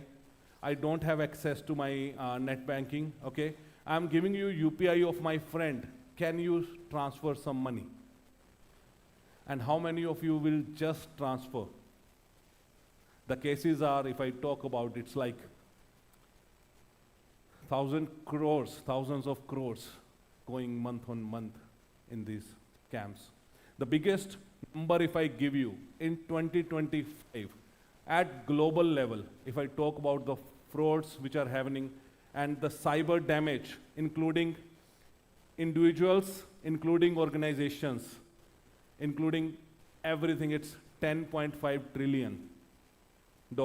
That means 900 crore. Okay, so that is the amount, and that is where 90% of people will fall with these kind of scams, because you believe, we are emotional people. We trust our friends. And someone just message you with the DP of your friend, you will be believing that. Hyderabad doctor conned for 3 crores in digital arrest. Celebrities, Arjun Kapoor falls victim for online scam. Someone used his identity. Noida woman downloaded Amazon gift from WhatsApp group, loses 51 lakh rupees. So what's happening? So they send you a message saying, this is the Amazon group, and if you invest here, if you be there, you will get money. So people are giving you part-time jobs. They are asking you to spend money, invest in some scams, and make money faster, and you get trapped into there. Okay, so moving it forward, if I give you quick stats, 2020 to 2024, the India numbers. Fraudster cheated individually 33,165 crores in those 5 years. And in the last year only, it's 22,800 crores as the number which fraudsters are taking from you. We are talking about in February, Indian government has started taking some initiatives. 7 lakh plus SIM card has been blocked. Okay, so if I look more deeper here, And we feel the crime happens in the big cities. I specifically mentioned a city name here that is from Budhanagar, Uttar Pradesh. 10 cases daily where even only few thousand people are living. And who are doing these crimes? Are those people from cities like Mumbai, Bangalore, Delhi, the big cities? No. They are from the small cities like, if you see this, Deoghar, Jharkhand. Most cyber criminals come from there. Na, Haryana, a small town, making all those big cyber crimes. And apart from that, we have people coming from Myanmar, Hong Kong, China. So those are the few, names where the criminals comes from. And it's very hard to investigate, reach there with all these protocols, and they are using all sophisticated IT techniques to hide their identity. Okay? So there are a few best practices which I'm going to share with you later. So phishing, fake jobs, investment scams are the ones which everyone is talking about. And if I talk about the criminals records every day, it's like 6,000 cybercrime complaints on daily basis which are coming in. So very first thing I want to set the stage here that no one is safe. It's not me, it's someone who is sitting in the first row or the last row. Every one of you, if you will not be vigilant, if you are not taking the right measures or the protections, then it's gonna be difficult. What can happen with you? So if I talk about data breaches, your data, okay. A quick example I will like to show and how those data breach happen. How many of you have your one ID linked to all your online accounts? Like if you have your Gmail ID, let's say, and that's been tied up with your bank accounts, or your mobile number has been on those pictures, and we got an Indian IP address, and that was coming from Bangalore. And then this case was solved, and the person who was trapped, it was just a 17-year-old boy from Bangalore. Okay, so crimes today, these tools, by the way, girl is okay now. She has gone through the therapies, and it took like 7 to 8 months to get her back into normal life. So now, this not only just can happen with the sextortion, those are the crime when I talk about extortion. It can happen for the financial blackmails. It can ask, so even kids are getting trapped to do something from their parents' mobile, so they get me the passwords of your parents, get me the data of your parents, or I will be doing something, get me the OTP from your mobile. Else I will, give them your information. So kids are getting scared, and kids trapping is a bigger thing which is happening now, because right now, what we are making people aware who are like here, the awareness campaign we do, generally it happens at the college level, institutional level, or at this forum level. No one is going and educating the kids. And even I will request you, when you are going back, tell your 7-year-old, 8-year-old, 10-year-old that this is happening. Okay, because awareness, now criminals know India is getting aware.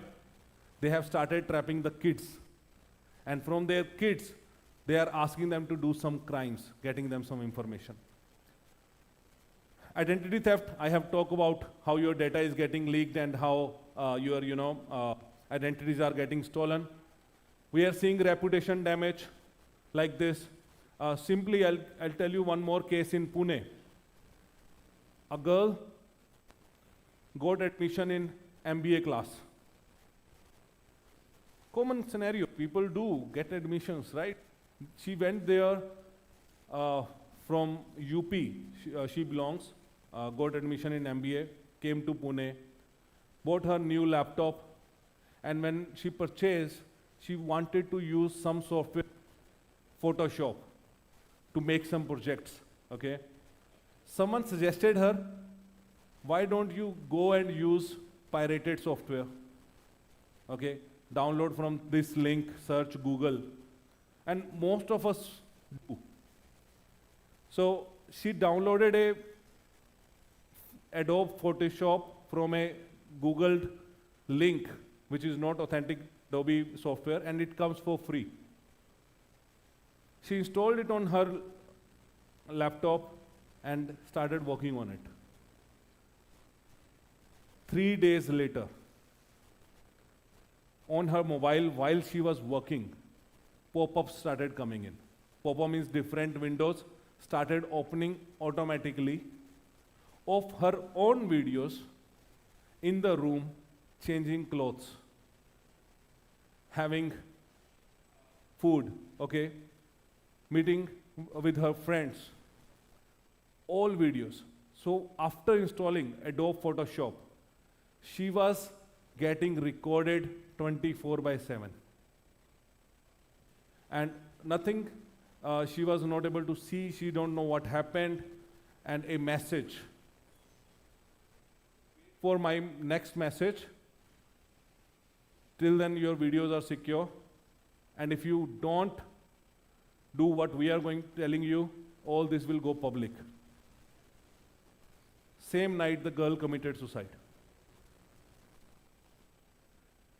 So the question is, frauds are happening, but are we aware that for saving this small amount of money, how many of you use Hotstar, Netflix, just for saving some money and not downloading it from app store, but someone who gives you a link and say, watch it. And there is nothing called as free lunch. Everything comes with a give and take situation. Here they are taking your data, then they are trapping you, okay? So they will take your savings, they will take all your investments, they will break your FDs, equities, everything if you are not taking care of yourself. That is what we have seen, and that is why those numbers are so high. Because people get trapped, and they don't know where to go. And they find it's not worth going and telling anyone. They start paying. Why someone will pay 7 crores because of this? Why someone will pay 20 crores? There's a woman trapped a 76-year-old man. Started having chat with him, asked him to, strip, recorded the video, blackmailed, took 1 crore. So all those actions which people are thinking that their reputation damage will happen, and to save their reputation, they pay. Same happens with the financial losses, okay? How these things are happening? How it's coming in? So phishing is the one thing. Phishing comes with, I have covered a lot on this, but quickly, phishing is not only coming through emails. Phishing is basically to trap you. Like how it comes from the word fishing. When you put something to catch a fish, you want to trap that fish, right? You give some food and get that thing. So it can happen through emails, through WhatsApp, through SMS, through a call. Links can come anywhere. How many of you have got message or an SMS that your KYC is pending? I got many messages where I don't even have account with that particular bank. You got that? Most of you, right? If you click, what will happen? Sometimes you feel, okay, nothing is happening. But that's on the back end, it starts working. Because you don't have a good antivirus installed on your mobile, you don't have anti-malware installed on your mobile. Okay? So that is where we think that, okay, we can't be trapped. We are actually trapped already. And I'll tell you, most of you will not raise your hand, but whatever I have spoke so far, any one of these things you must have done by now. Either you have not same passwords or something, right? It happens through social engineering, where people are actually profiling you, looking into your data, and they pretend they are from a particular bank. They are someone who knows to you, right? So all those things happens over there. Impersonation. So here I talk about two things. One, when we were talking about identity theft, it's like someone takes your identity from different means, from Instagram, from social media, from WhatsApp, and then they are pretending it's to be you. So now in your family, when you go today, right, you need to have a family password. Very important with your kids. So that in future, if you get a call and your son says, your mother says, your father says, or your wife says that I am trapped, you need to send me the money, ask for a family password. That can be your favorite movie, that can be a favorite songs. Anything which is just a family secret between all of you.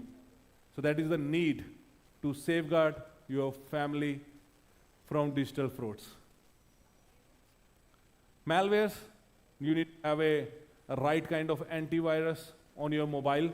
How many of you already have antivirus in mobile? Very few. All of us says, when you are getting a laptop, get an antivirus.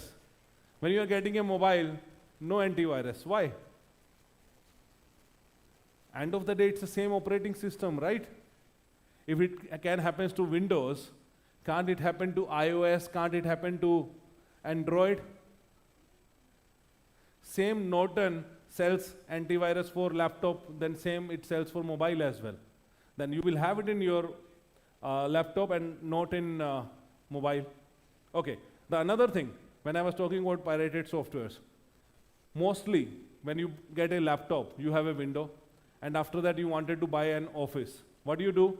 You get a pirated software, and because you have an antivirus, it says, don't install this. How many of you ever clicked, please ignore? I know what I am doing. Have you ever told your antivirus to ignore the commands? You wanted to download pirated movies. You have installed some torrent softwares, some freebies, and your antivirus is saying, no, it can be malicious. Then you say, I know it is. Please ignore. Whenever you install a pirated software, you must have got an alert. No one will raise hand now, but you are doing that, right? So these are the small things which we generally ignore. We feel it will not impact. And I have told you a story where a suicide has happened. I have given you a story where, girl was trapped, and I today, in the morning itself, right, when I was talking that two of the policemen also, took suicide because of those financial losses.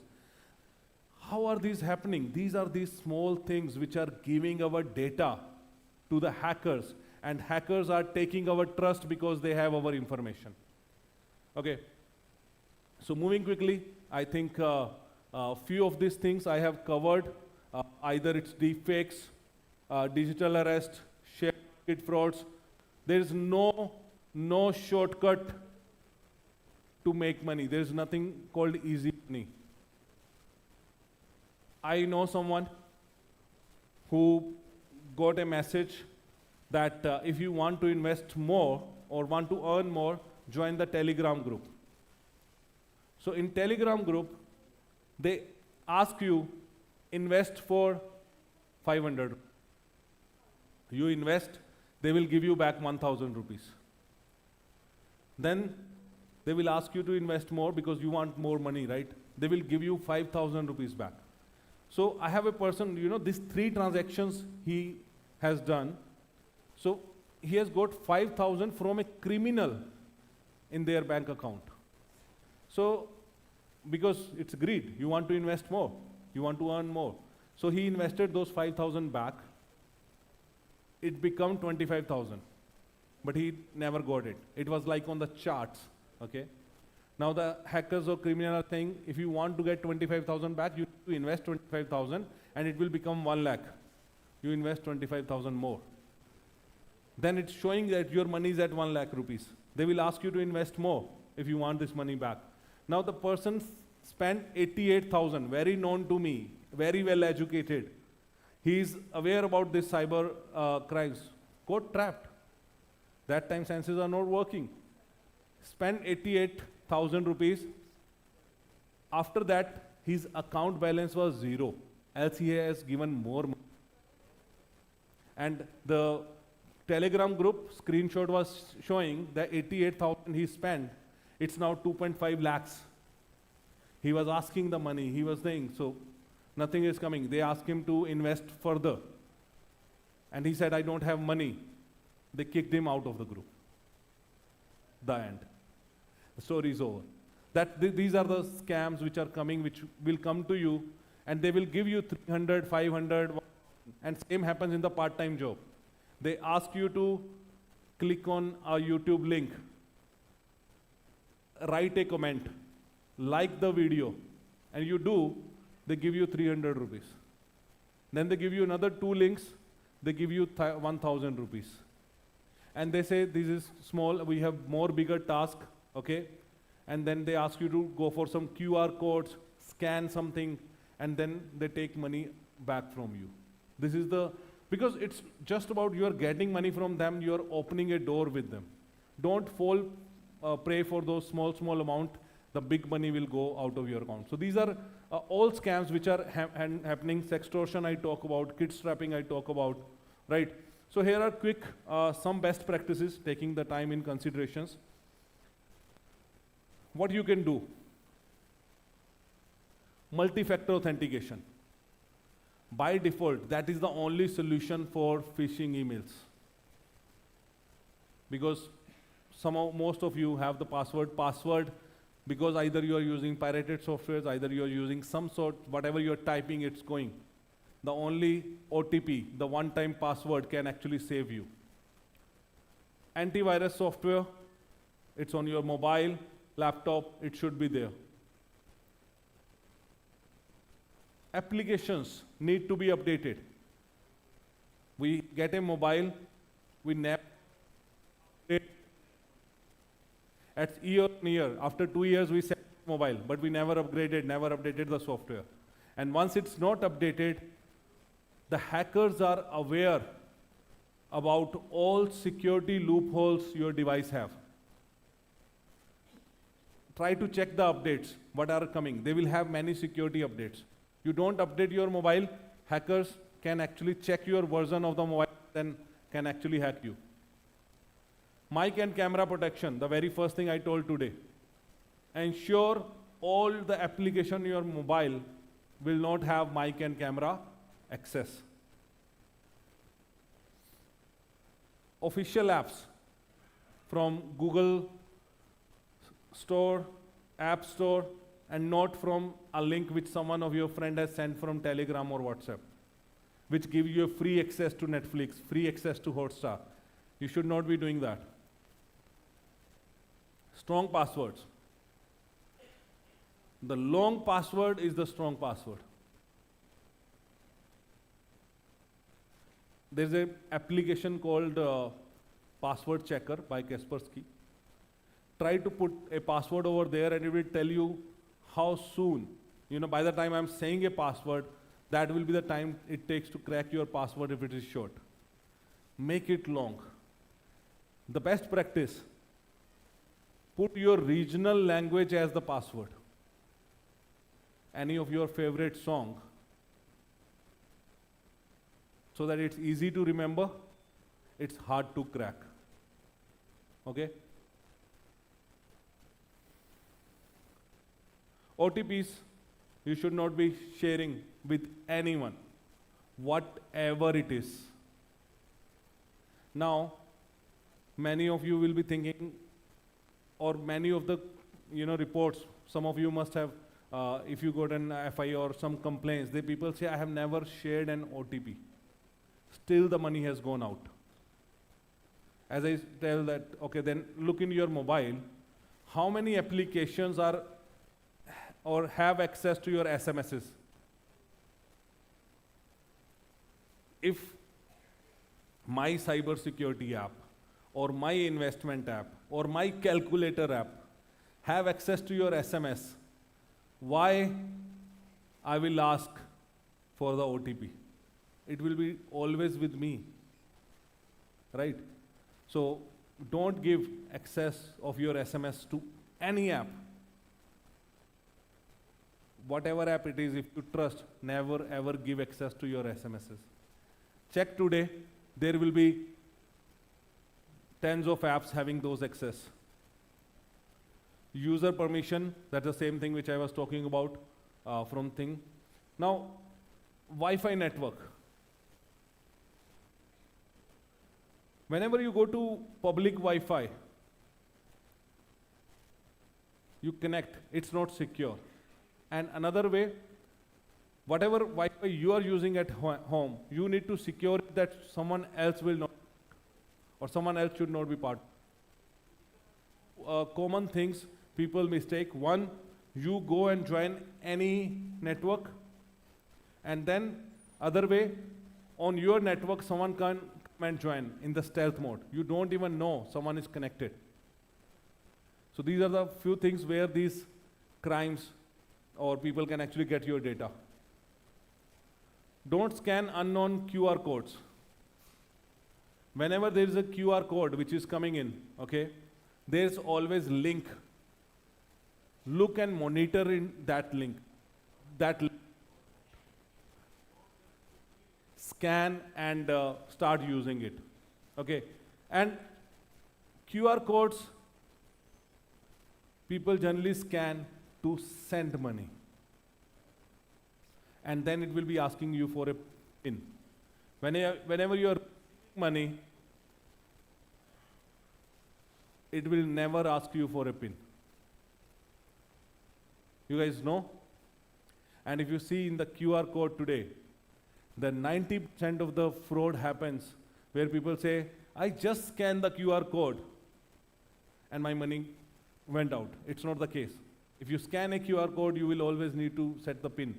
We do enter the PIN and we see the money is going out, but when we give the complaint, we say we have not put the PIN.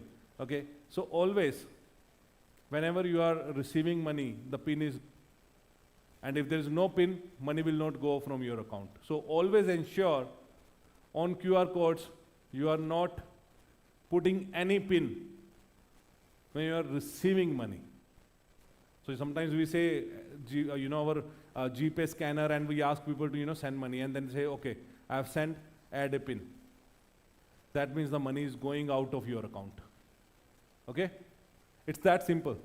So educate citizens, spread awareness, and today, we were just talking, it's a big ocean. One of this session will not help. At least today, you go back in your societies, in your classrooms, in your office, tell your colleagues about these best practices. Okay? So with this, I'll rest my case, and I wanted to check a quick knowledge. So we planned a quiz, but later I came to know that you all don't have the mobile. Okay? I want to give some knowledge. So what we can do, maybe few of you who have the mobile can play that so that I can it will take 7 to 8 minutes, and then you all can actually learn from that quiz, maybe whatever you have grasped. So how many of you have mobile in hand? Okay, quite a few, 10, 15 people, right? So you like to play? Okay, so whoever have this one, you can scan this QR code as I'm saying. So check the link. It's kahoot.it where you can go, or you can give the game pin, or you can simply scan as well. And we will play a quiz where we want to check in knowledge. I have some gifts for you as well. So let's see who gets, but some to have this good knowledge, maybe, okay, 18, 20, 20 people, 22 people, 25. Okay, so we have the capacity around 2,000 people can play here, but whoever so has 35. Okay, good number of people. We can have this. Great.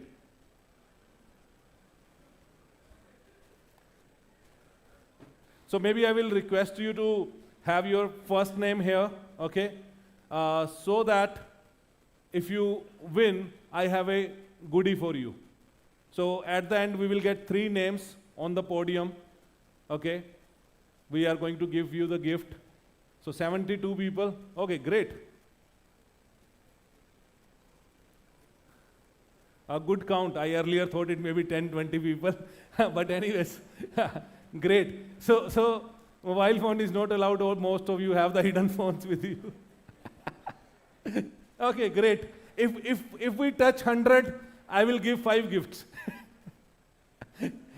Okay, 98, 97, 98, 99. Okay, 5 gifts. 5 gifts. All of you can get your mobile out now. Okay, fair enough. So I was planning to drop this when I came to know you don't have the mobiles, but okay. 1, 1, 1. Okay, 10 questions. Each question, okay. By the time you all are joining, I'll give you the rules, okay? So what will happen? I have 10 questions here, based on whatever I have told you in last 1 hour, okay? So each question have 4 options. The faster you answer, more points you will get, okay? So it's the fastest finger first. The maximum time is 45 seconds to answer a question, but faster you do, more points you will get, and at the end we will have 5 winners. Okay, 133, 4, 36. Great. Good count, good number. Let's see. Should we start? Okay, more people are coming in. Fair enough. Good to see that traction. Okay, I think just 15 more seconds, we will start it. I think 150 plus we are going here.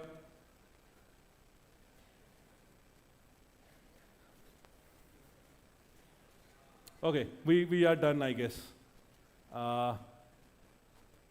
10, 9, 8, 7, 6, 3, 2, 1. Let's go, Ria. Okay, so here goes the first question. Can we have some music as well, please, if it's possible? If not, that's fine. Which of the following attack method is most likely used in a digital arrest scam? Okay, quick. You have 45 seconds to answer. Amazing.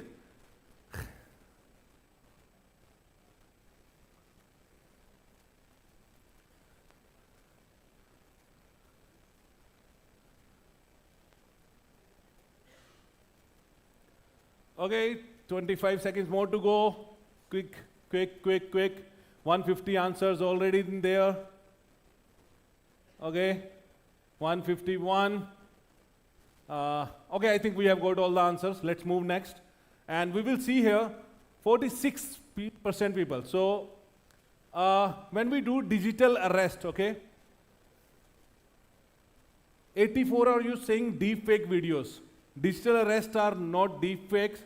It's a impersonation with threat of arrest. Someone is pretending. They are not using AI. Deepfake video use artificial intelligence.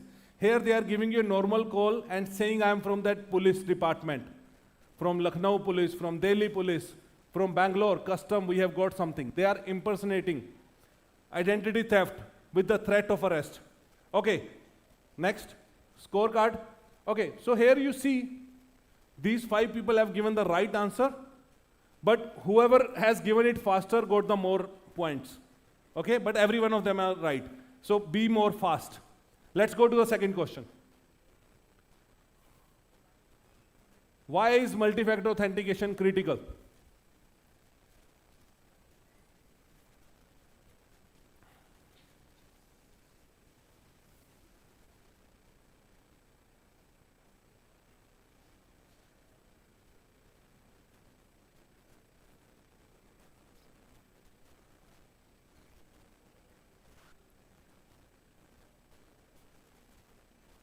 Okay, 149, 150, 1, 2, 3. Okay, our count is increasing. Let's move next. Let's move next.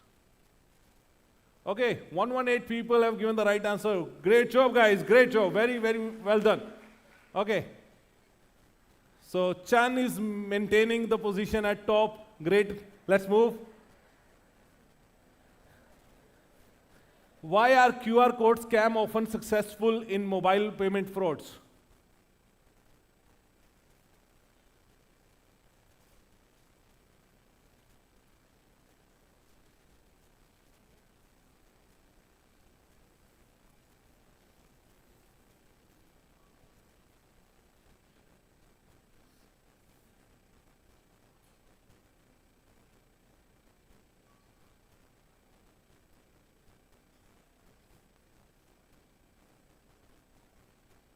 Okay, 140 answers we have got so far, 147.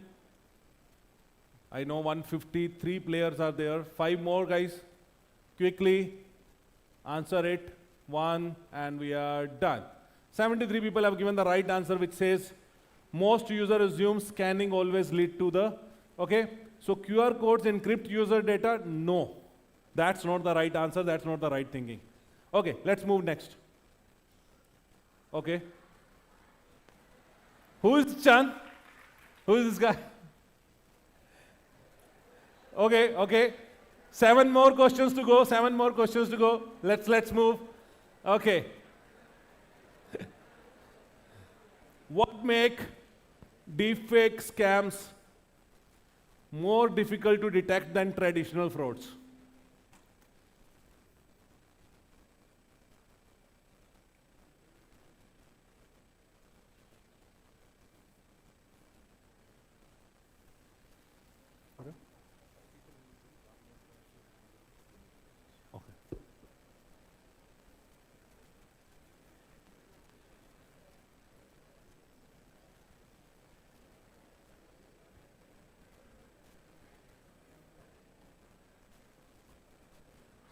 Okay, 9, 8, 7. Guys, quickly.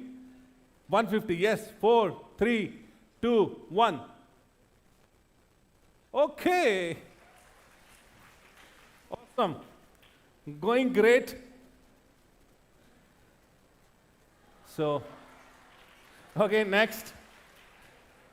So I think Chan is getting pressurized now to maintain the top position. Let's see. Which of these is most secure habit for protecting your phone and data?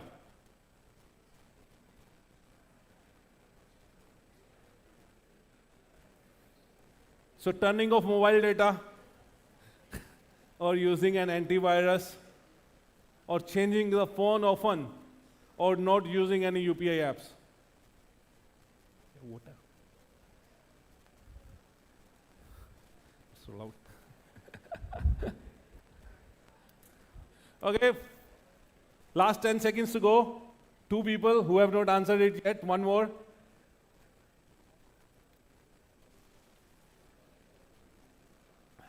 Three, two, 1. And wow, this is a great number, guys. Awesome. Next.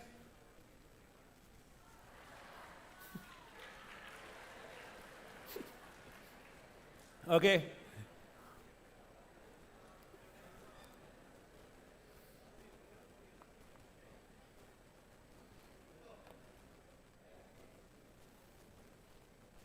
What is the most reliable way to verify if a message about your bank account being frozen is real?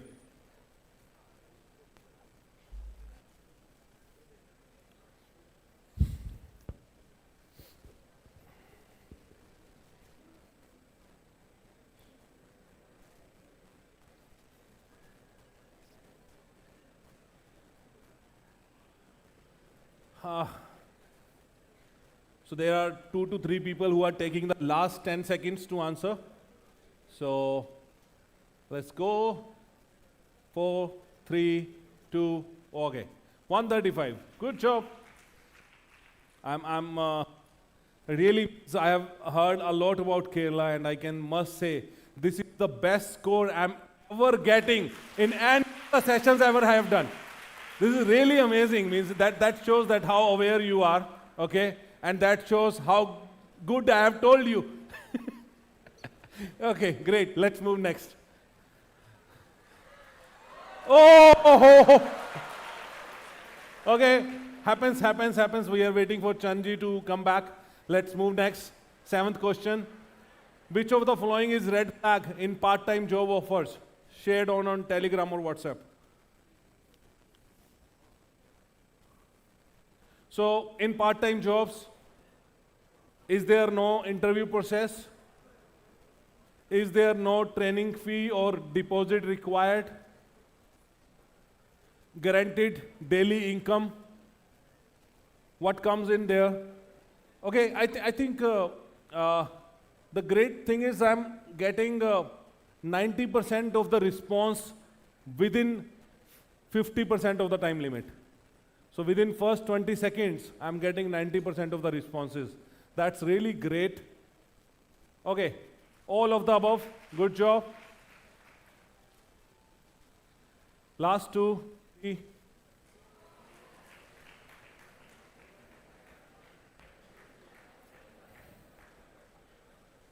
The scammer uses your friend's photo and name to message you from a new number asking the urgent money. What is this? Is it SIM cloning? Is it a deepfake scam? It's a impersonation or insider threat.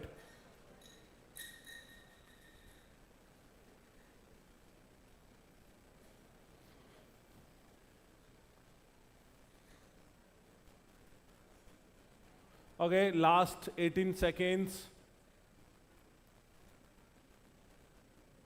10 more to go.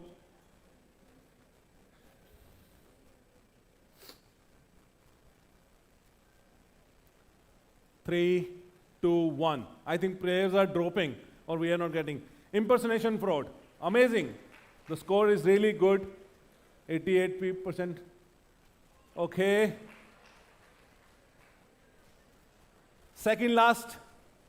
Why is it risky to respond to a phishing email even if you don't click any links? So sometimes we don't click, we simply reply. Why you are writing me?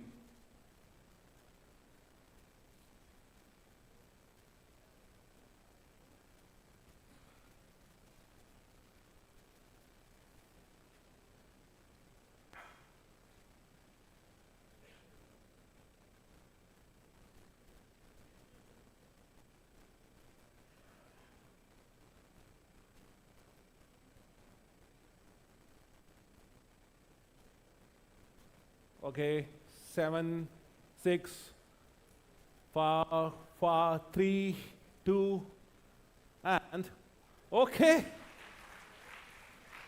Good. And the last question, and after that we are going to have that leaderboard where we will be having the 5 people.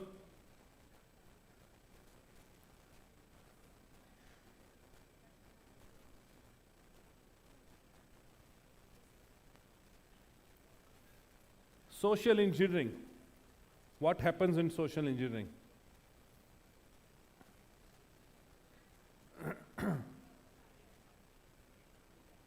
This is my, I think, last, or that was my gist of my session. It's not just tech. What we need to be more worried about is the answer of this question. Says the human trust. Social engineering works on human trust. They manipulate, they put the trust and give your information. So guys, we are going to have the 5 winners now. And at the podium, at number 3, I have Rajesh. Please join me at the stage. Tejasi at number 2. And number 1, we have KSP. And number 4, ANB. And number 5, Chan. Chan is back here. Okay, guys. So 5 people, please. Whosoever have taken the name, please join me on the stage.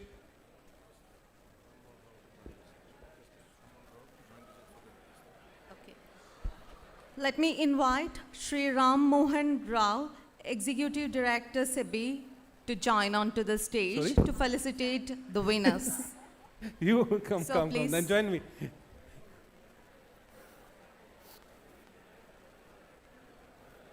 Please take your respective positions. And Chan, please join me.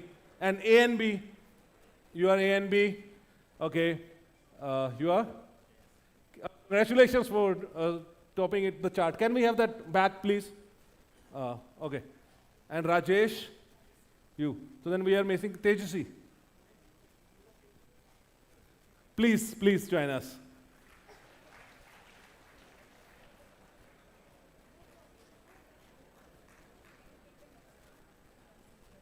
Sorry, that's fine. Please join in.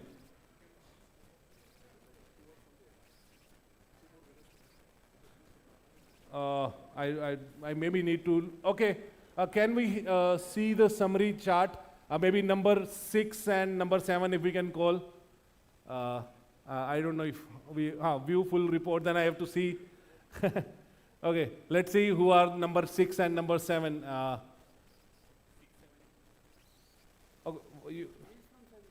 Okay. Well, the quiz was open for everyone, but anyways, 6 is Captain, 7 is Sunil AU, and 8 is Aftab. Okay.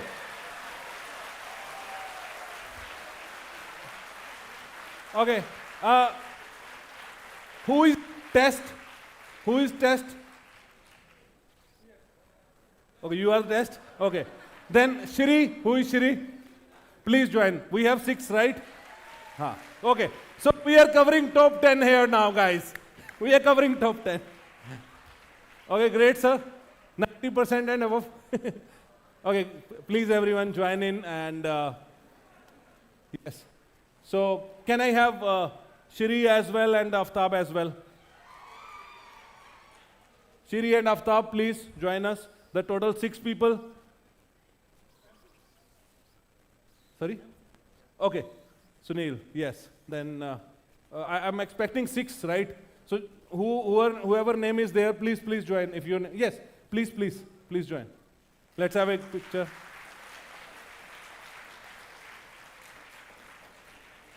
You are also, your name is there? Please. Okay, we have 6 people, yes. Okay, congratulations. Great job. Sir. Okay, congratulations. Yes, sir, if you can hand over the gifts to them.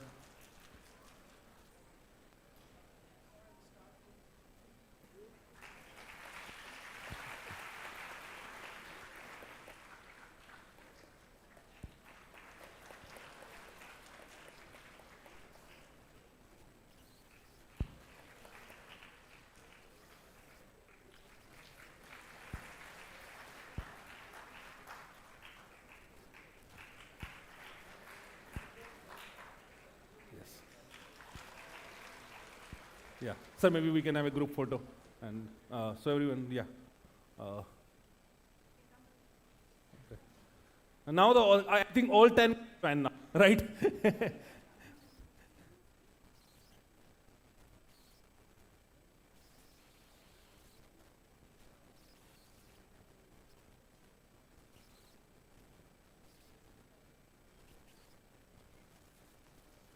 Thank you for being the wonderful audience. I hope this will save few lives, few frauds. Okay, so we have to buckle up. Thank you everyone. Thank you, everyone. I would now request Shri Yash Kyanani to present the mementos to Sri Gaurav Batra sir for the valuable insights provided to our participants. I'm sure that participants have gained a lot of learning from these sessions.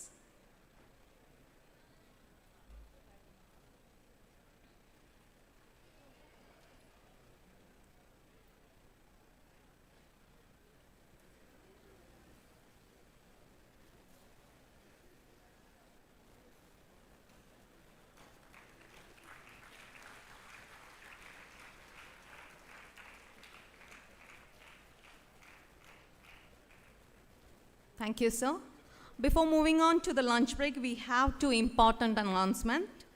One is for KEPA trainees. KEPA trainees are allowed to take mobile phone post-lunch for the post-lunch session.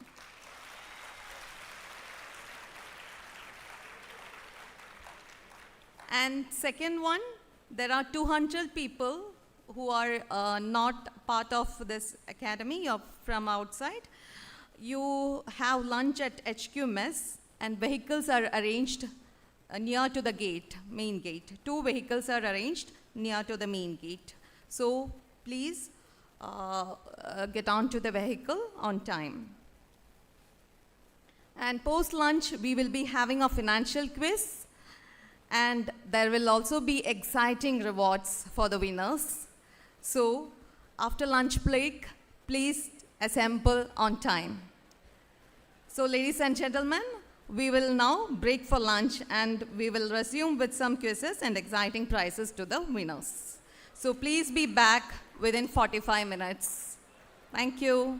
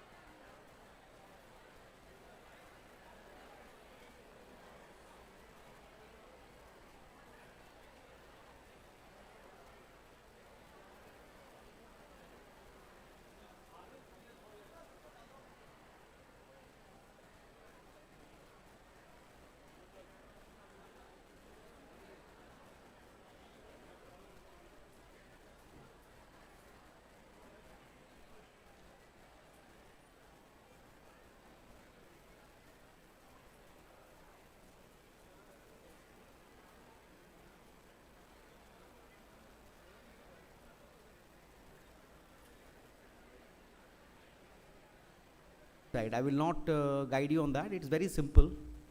You can see various videos, modules, various presentations. Once you are done, please let me know and raise your hands. A few are left here. It's getting downloaded. Net is good.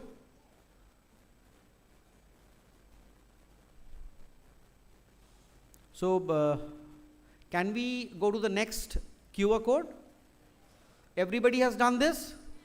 Everybody? Okay. I think you are not feeling sleepy or what? Good lunch. Okay. We'll go for the next one. This is the investor certification examination. Once you scan this code, it will take to the one site, NISM site, where you have to click on register yourself.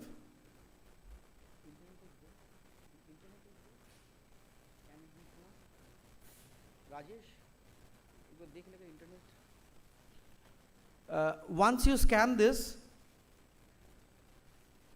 yes, it will go on like this. I'll request Rajesh to please guide the participants once.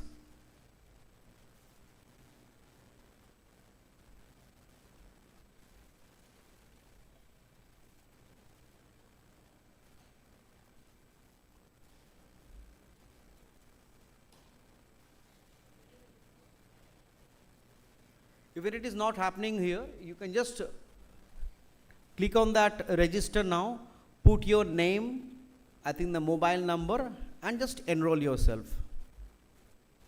Put your name, mobile number, and whatever mandatory fields are there, jo hai, just, are you able to do it? Sir, Is it happening? हो रहा है क्या?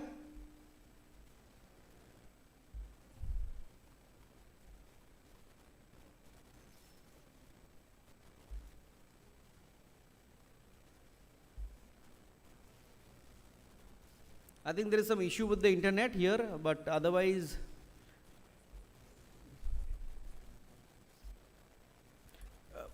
राजेश थोड़ा बड़ा कर दो इसको.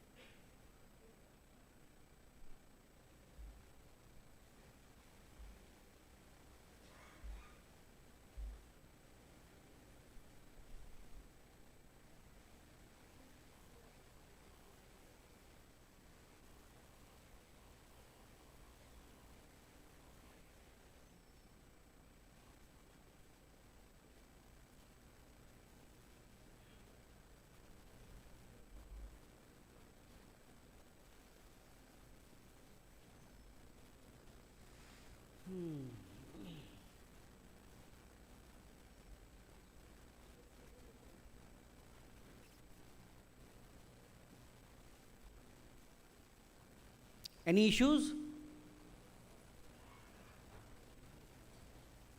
Are you able to register yourself? No.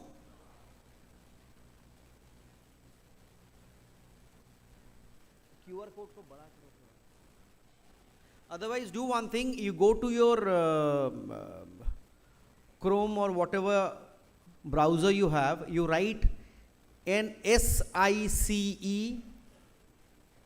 I will repeat, SICE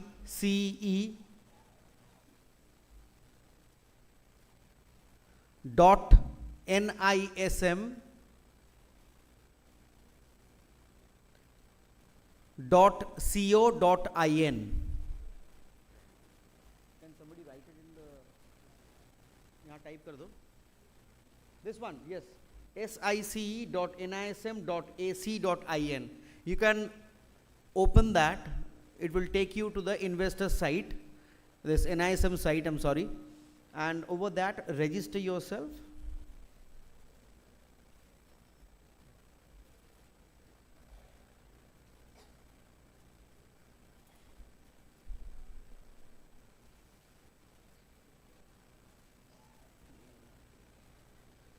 I think you can just put out the scanner, the QR code.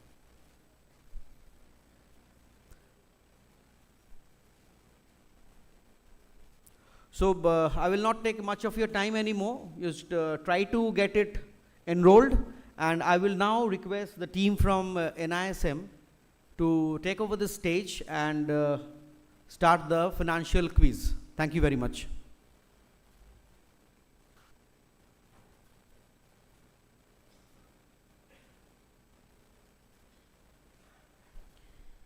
Yes, as Sir said, now it's time to play a financial quiz. Hope you all are ready to make your mark and win some exciting prizes. Now, please welcome our quiz master for the day, Ms. Ankita Saxena. Ms. Ankita Saxena is a key member of Investor Awareness Services team at NSC Mumbai. She holds an MBA degree and Chartered Wealth Manager from American Academy of Financial Management. She has over 12 years of experience in capital markets. Prior to joining NSC, she has worked in wealth manager profile of India's largest private bank, ICICI Bank, and largest asset management company, SBI Mutual Fund.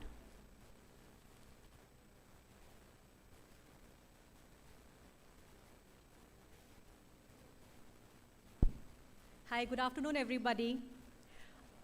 A warm welcome to all of you for this Financial Literacy Championship.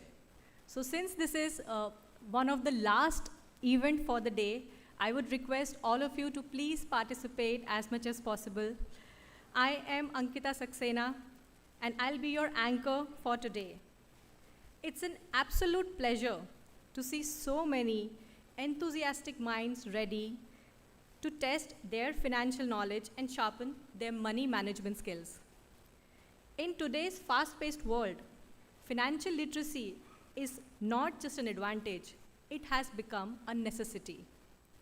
Understanding how to manage your money, invest wisely, and avoid financial pitfalls can empower each and every person sitting here for a prosperous future. And what is the better way of learning about the financial concepts than an interactive quiz? So let's get started. Please, so on the screen you can see a QR code. So I have specially requested so that everybody can have a mobile phone here after lunchtime so that we all can participate in this quiz. Please scan this QR code. It will ask you to enter your name. My request is that please enter your full name. Okay, so that we can differentiate between people who have similar names.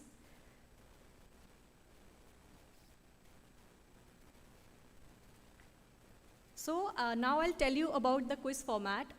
The quiz will be divided into 2 rounds.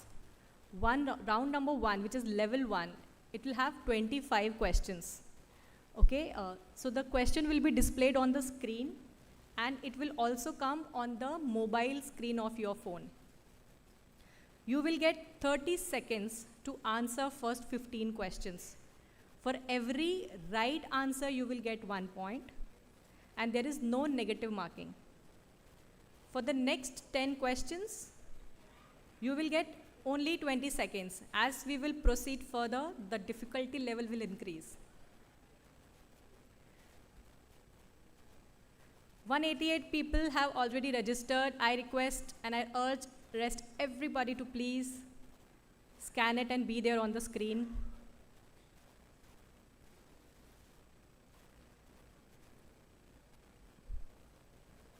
Okay, around 250. Can we have 400? Can we have 400 people over there? So everybody who wants to participate, you have to scan right across because one question missed, then you will be out of the race.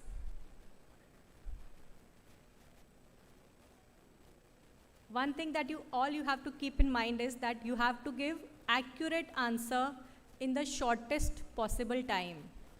Okay, so the leaderboard will be generated based on the seconds that you have utilized to answer this question.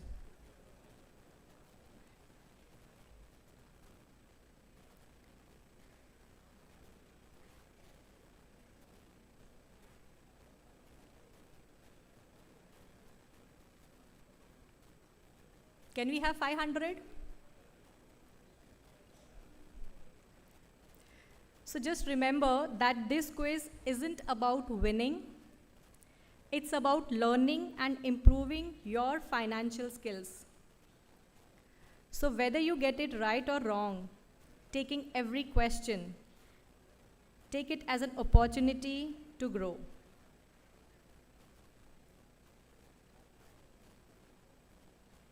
So we will start after we cross 500.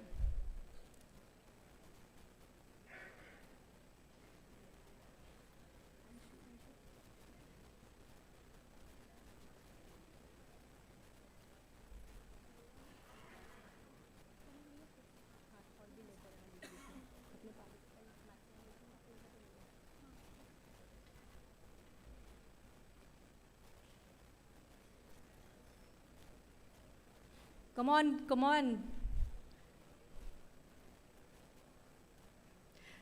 So just to add, at the end of the quiz, there would be not 1, not 2, but 9 winners. And we would be, giving some reward vouchers to all the top rankers.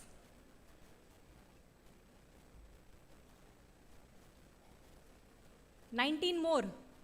Then we will start. Please just check whether the person sitting next to you has logged in or not. If they are having some difficulty, please help them.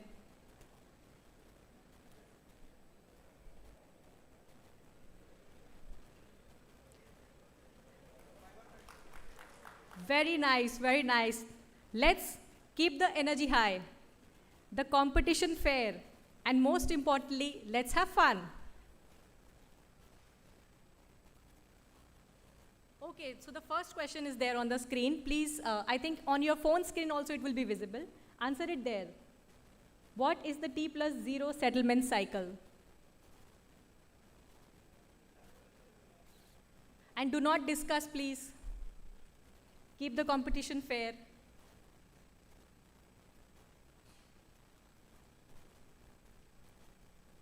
We will also see what majority of you feel.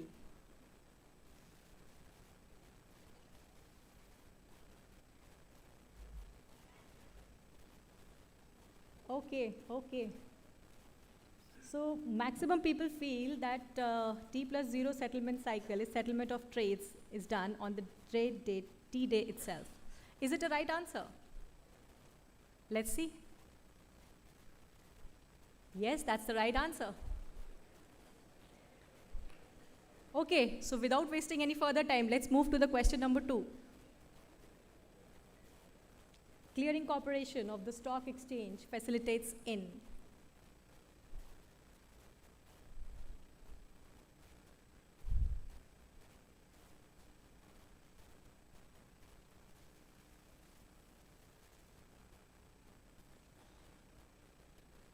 Are we done?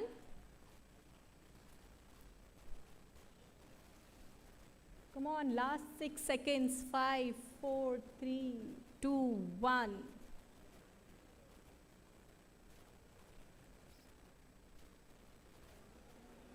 %. I think most of you are already very intelligent. Let's see what does the majority say, is this correct or not. Okay, question number 3 on your screen. Will the NSDL speedy facility be available for executing T+0 settlements?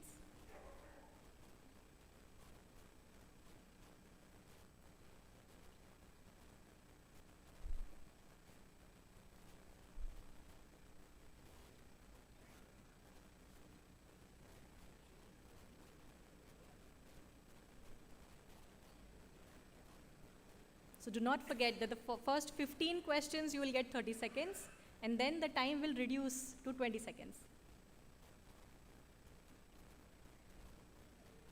Let's see the results. Still the winner, but it was very close. Is UPI mandatory for T+O settlements?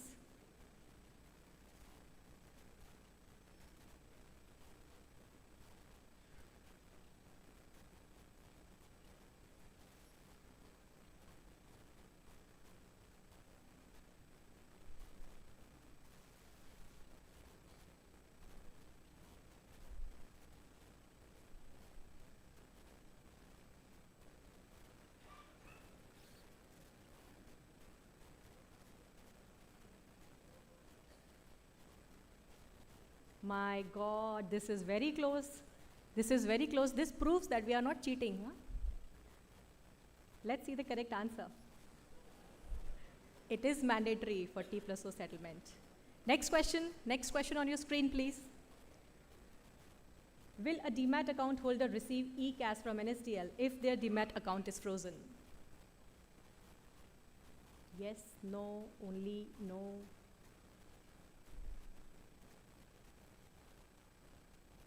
I like the silence. Such a sincere audience. Okay, last 5 seconds.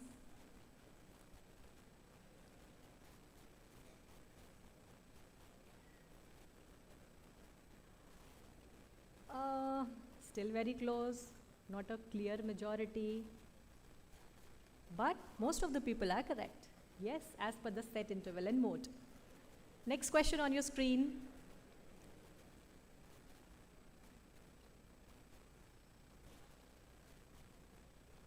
Prerequisite for investing in the securities market. This is a multiple choice question, okay? Or maybe not.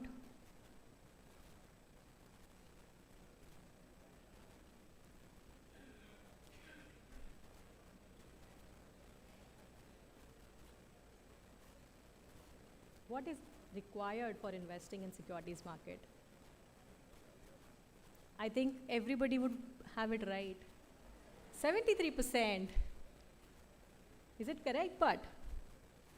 Is it correct? Yes? Okay, next question. Who regulates the commodity derivatives market in India?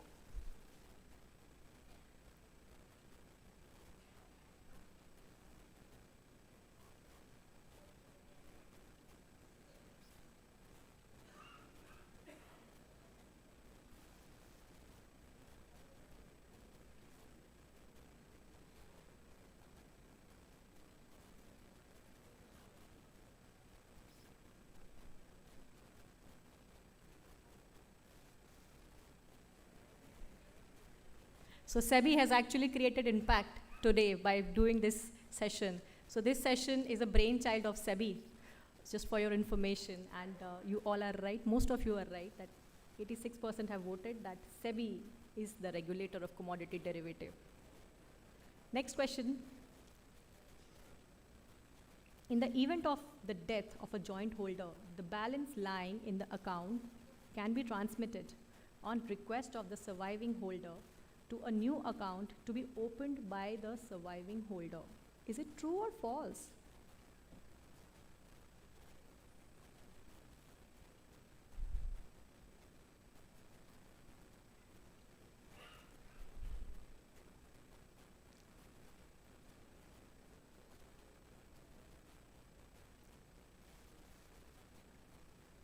%. 80% has suggested it is true, which is the answer. Next question on your screen.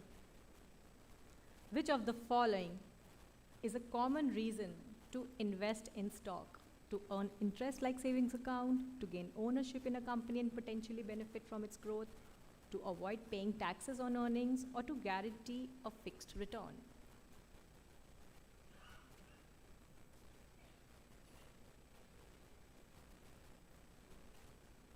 Last 5 seconds.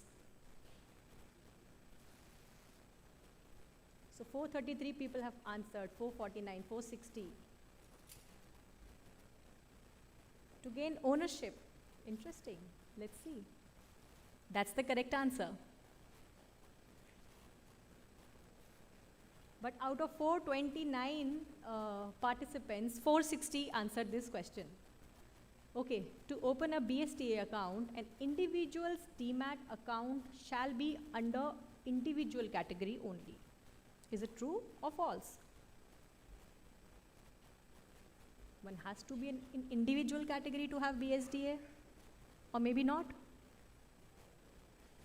Come on guys, only 353, 391, 416.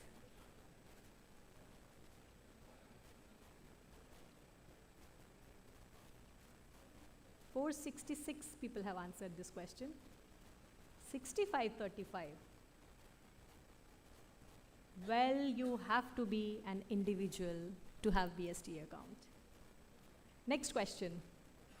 Mutual funds which are invested in 2 or more asset classes are called equity, debt, solution-oriented, or hybrid scheme.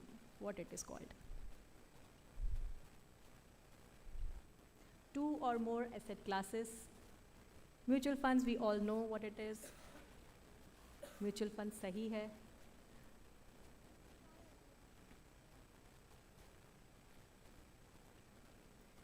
$460 is the highest participant count. We have crossed that. 468. This time 468. 75% feel that it is hybrid. 17% feel it is equity. Debt scheme 1%, solution oriented 7%. Well, the majority is right. They are called hybrid schemes. Next question. Investors who have a credit balance in the trading account and have not traded in the last dash days should receive the credit balance from the stockbroker within dash working days. Only 35 people have answered. 84. 128. Come on, officers. There is no negative marking for wrong answer, at least try. Oh, that's close. That's really close. Now tell me, what do you feel? Majority got it right or wrong? Okay, it's a learning for all of us. You can read that again and remember that for future. So the correct answer is 33. Sorry, next question has come. Please attempt this. 33 was the right answer. In an IPO, what percentage of the QIB, qualified institutional buyers, is reserved for anchor investors?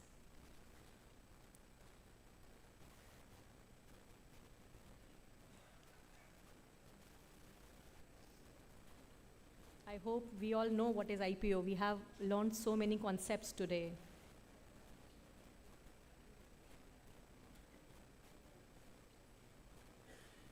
Four 66 people attempted this question, and maximum of them has said 60%, which is the right answer. Okay, so now we will move to question number 14. What is arbitrage in the context of the stock market? Buying and selling securities to generate short-term capital gain, taking advantage of price discrepancies in different markets to make risk-free profits, speculating on future prices movement, or investing in high-risk assets to maximize return. What is arbitrage in the context of a stock market? Okay, very less people are participating in this question. Come on, officers. At least let us have 450, 420, 430 people. Come on, great.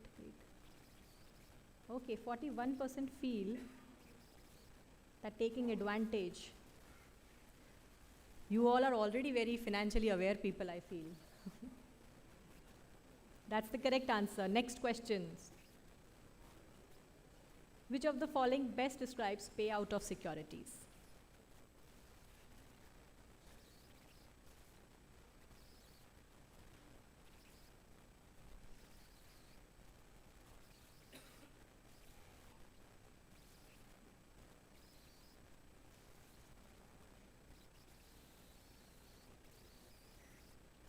Which of the following best describes payout of securities?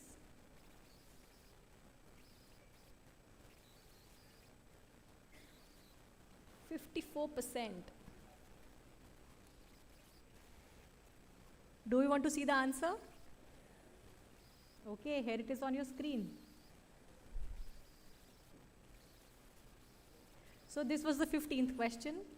From 16th question, you will get only 20 seconds to answer the questions. Okay, so be little quick. Shall I move ahead?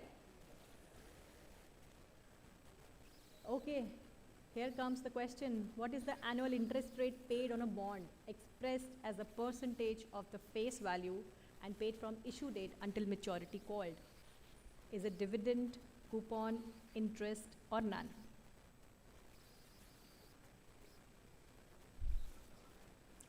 Let's test our knowledge. Dividend, 61% people said dividend. Well, this is not the right answer.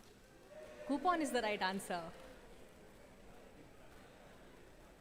I think that question will make a lot of difference while creating the leaderboard now.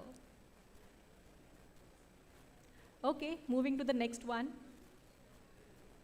Dash are rupee denominated bonds issued outside India by Indian entities. So these bonds are issued by Indian entities but overseas. These are called masala bonds, garbage bond, high yield bond, international bond.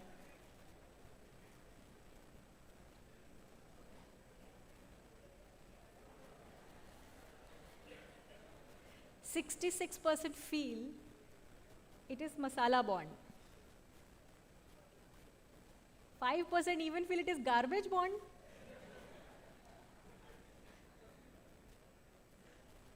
Okay, here's the right answer. Next question.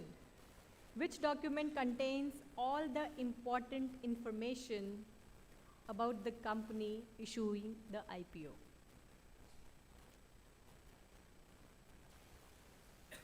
I like the silence.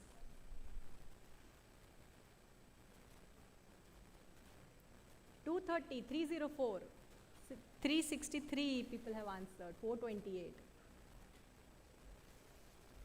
It's close, it's very close. Financial and risk document. And draft red herring prospectus. Have you heard of DRHP? Please raise your hand. Raise your left hand. Okay. So the answer to this question is DRHP.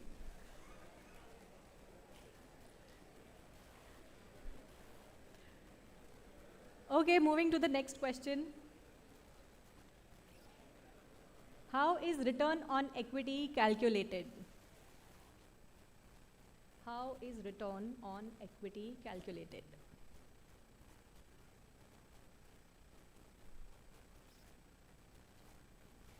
$104, $154 only?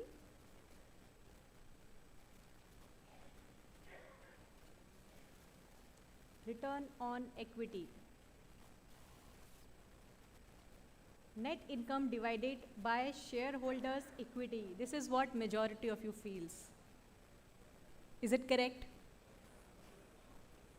How many of you have marked this as answer? Please raise your hand. That is the correct answer. Congratulations. Now, moving to the next question.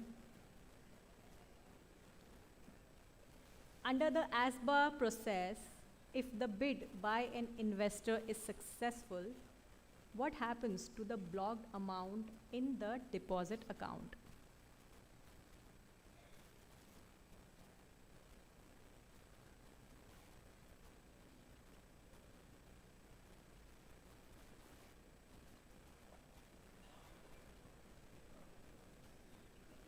%67% feel that the longest answer is the right answer.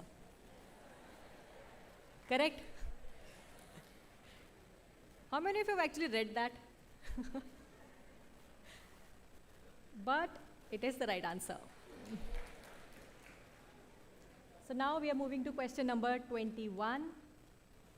What process involves converting physical share certificate and debentures into electronic format? Capitalization, monetization, dematerialization, standardization. Zation is there, I'm sure. I'll give you that hint. Zation is there. Okay, 443 participants have given the answer, and out of that, 68% feel it is called dematerialization. What is dematerialization?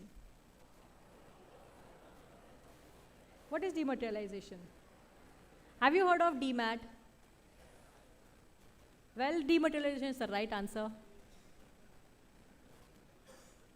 How can an investor obtain a duplicate CAS?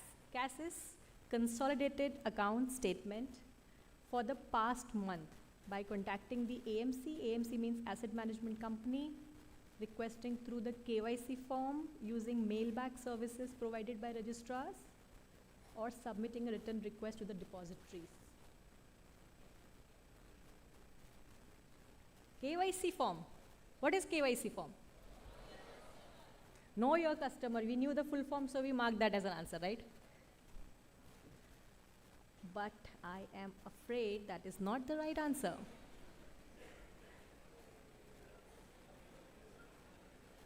So you can use the services given to all the investors. You can use the mailback service. You can visit their website, request for a consolidated account statement again. So 28% people only got this answer right. So almost 75% got this wrong. Okay, the last 3 questions now. How does stock split affect the number of shares?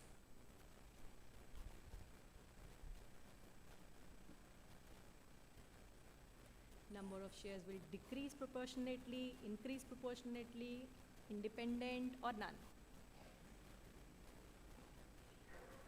3 seconds, 2 seconds. Why the tally? Acha, it has gone up now, 1448. Okay. 46% feel that the number of shares will increase proportionately. 19% feel that it will decrease proportionately. Let us see who is right. Increase proportionately. And 3% feel none of the above. Increase, decrease, independent, none.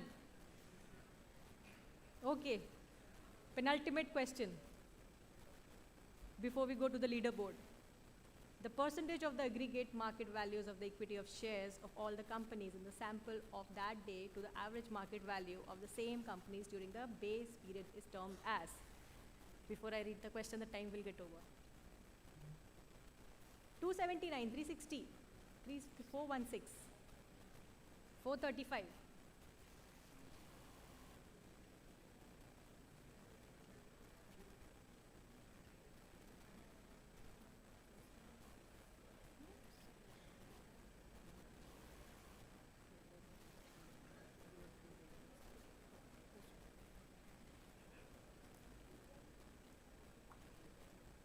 You want to see the answer?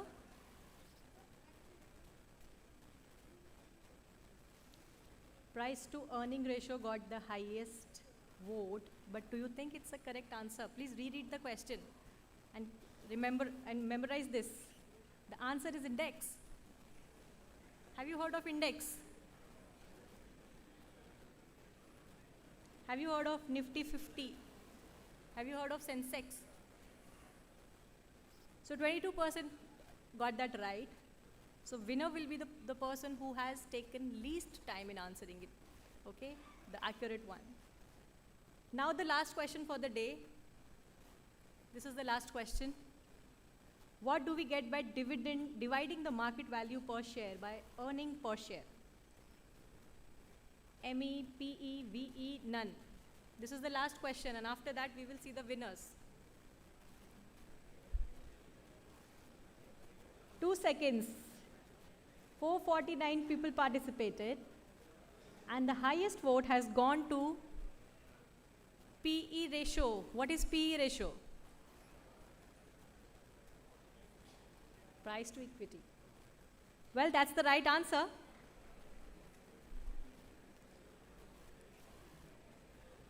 So with this, we conclude the quiz, and what a thrilling competition it was. Before we announce the winners, I would like to congratulate each and every person who participated in this quiz. And I thank you for their efforts and enthusiasm. Remember, financial literacy is a lifelong journey. And today, be proud that you have taken one more step towards mastering it. So without spending any more time, we will show the winners to you. Okay, can we have the top nine participants, winners, please come on the dais. JD.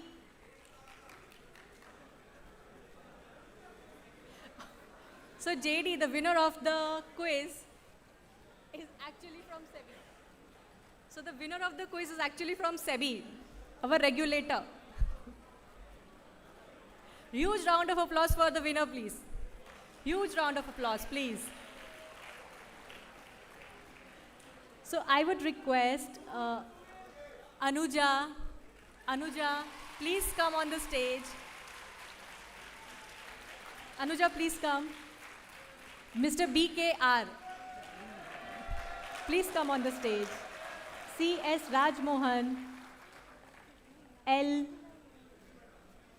Vishnu, GMR,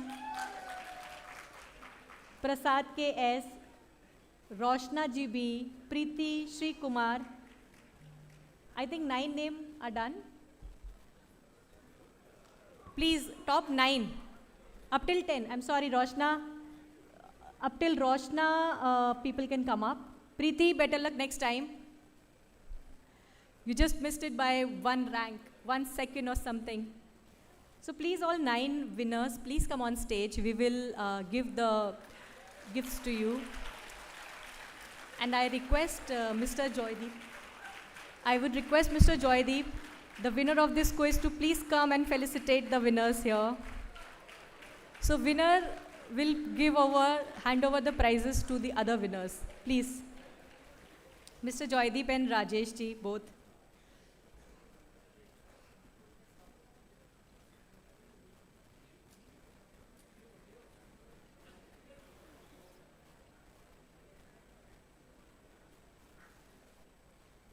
Please stand in order as per your rank.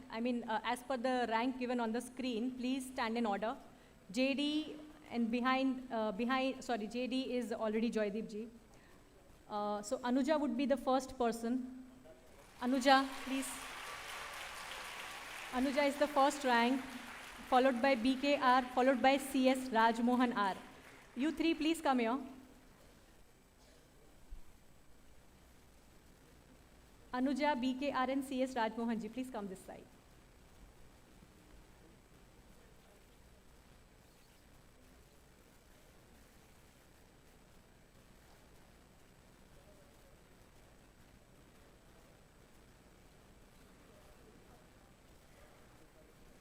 So Anuja ji, BKR and CS Rajmohan ji, please come ahead and take your winning vouchers from Mr. Joydeep.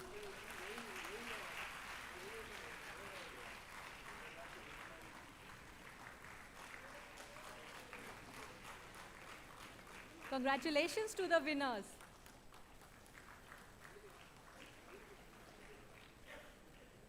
Now I would request Mr. L, Vishnu and GMR.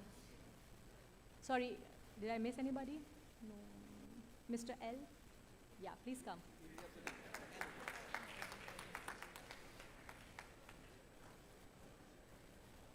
Guys, please give a huge round of applause to the winners. Congratulations.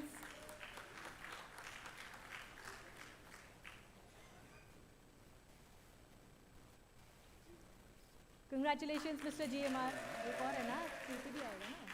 नहीं है ना? एक ही हो रहा है, एक ही हो रहा है। Preeti, please come up. Miss Preeti.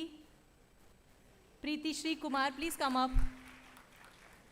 She's the lucky one.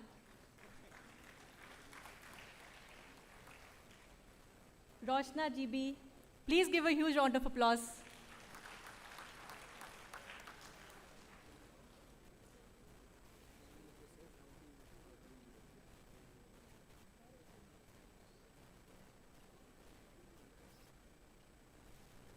So congratulations all the winners, and I hope you all had a very great time. And with this, I will end this session, my session, and I will hand it over back to the anchor. Thank you. Thank you.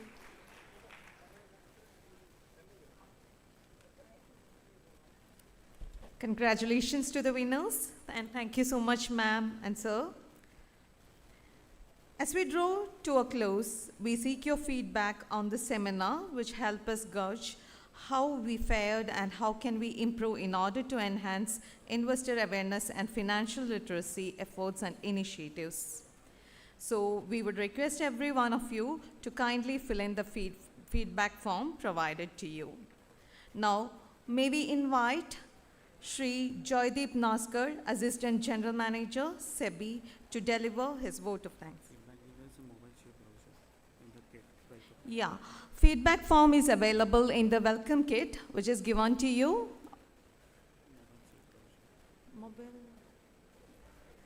Mobile. So feedback forms is in the mobile share brochure, which is in the welcome kit. So which is the second last page. So I would request everyone to please fill in the feedback. Your feedbacks are important for us to improve our programs. So request everyone, it will take a minute or so to just fill the feedbacks. I would now request Shri Joydeep sir to come and give a vote of thanks.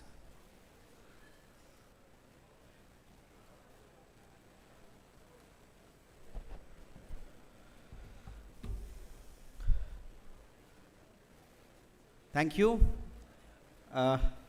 Thank you for asking me to give this vote of thanks. And on behalf of SEBI and all the markets participants, especially the lead MIIs, that is NSDL and NSC, I extend my heartfelt gratitude to the Kerala Police Academy for actively participating in this mega regional investor seminar awareness program. Your presence has really was very engaging and highlighted your commitment not just as a law enforcement but also as the security of the citizens of this state as well as India. As the protectors of the society, you play a very crucial role in preventing the financial frauds and safeguarding the investors from scams as well. Your dedication, discipline and service inspire the confidence, and we deeply appreciate your support in spreading the investor awareness. And I would like to also give special thanks to Sri K. Sethuraman, the Inspector General Police and the Director of the Kerala Police Academy, the Assistant Director Admin and Assistant Director Police Science and Assistant Director Training for their invaluable support in making this event a grand success. Thank you for your valuable time and contribution, and look forward to be contributing and collaborating in much more engaging sessions like this and secure and also make you more an informed investor. Jai Hind.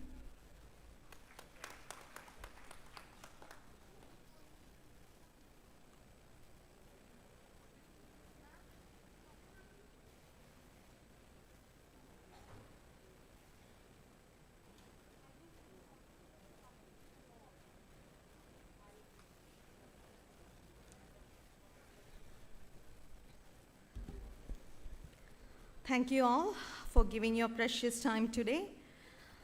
I hope all of us gained some valuable insights today, and you will put into action as soon as possible. So without action, nothing is possible. So we will disperse for a high tea, and please do visit the stalls outside. That will help you take your action as soon as possible. So thank you so much, each and every one of you. Thank you.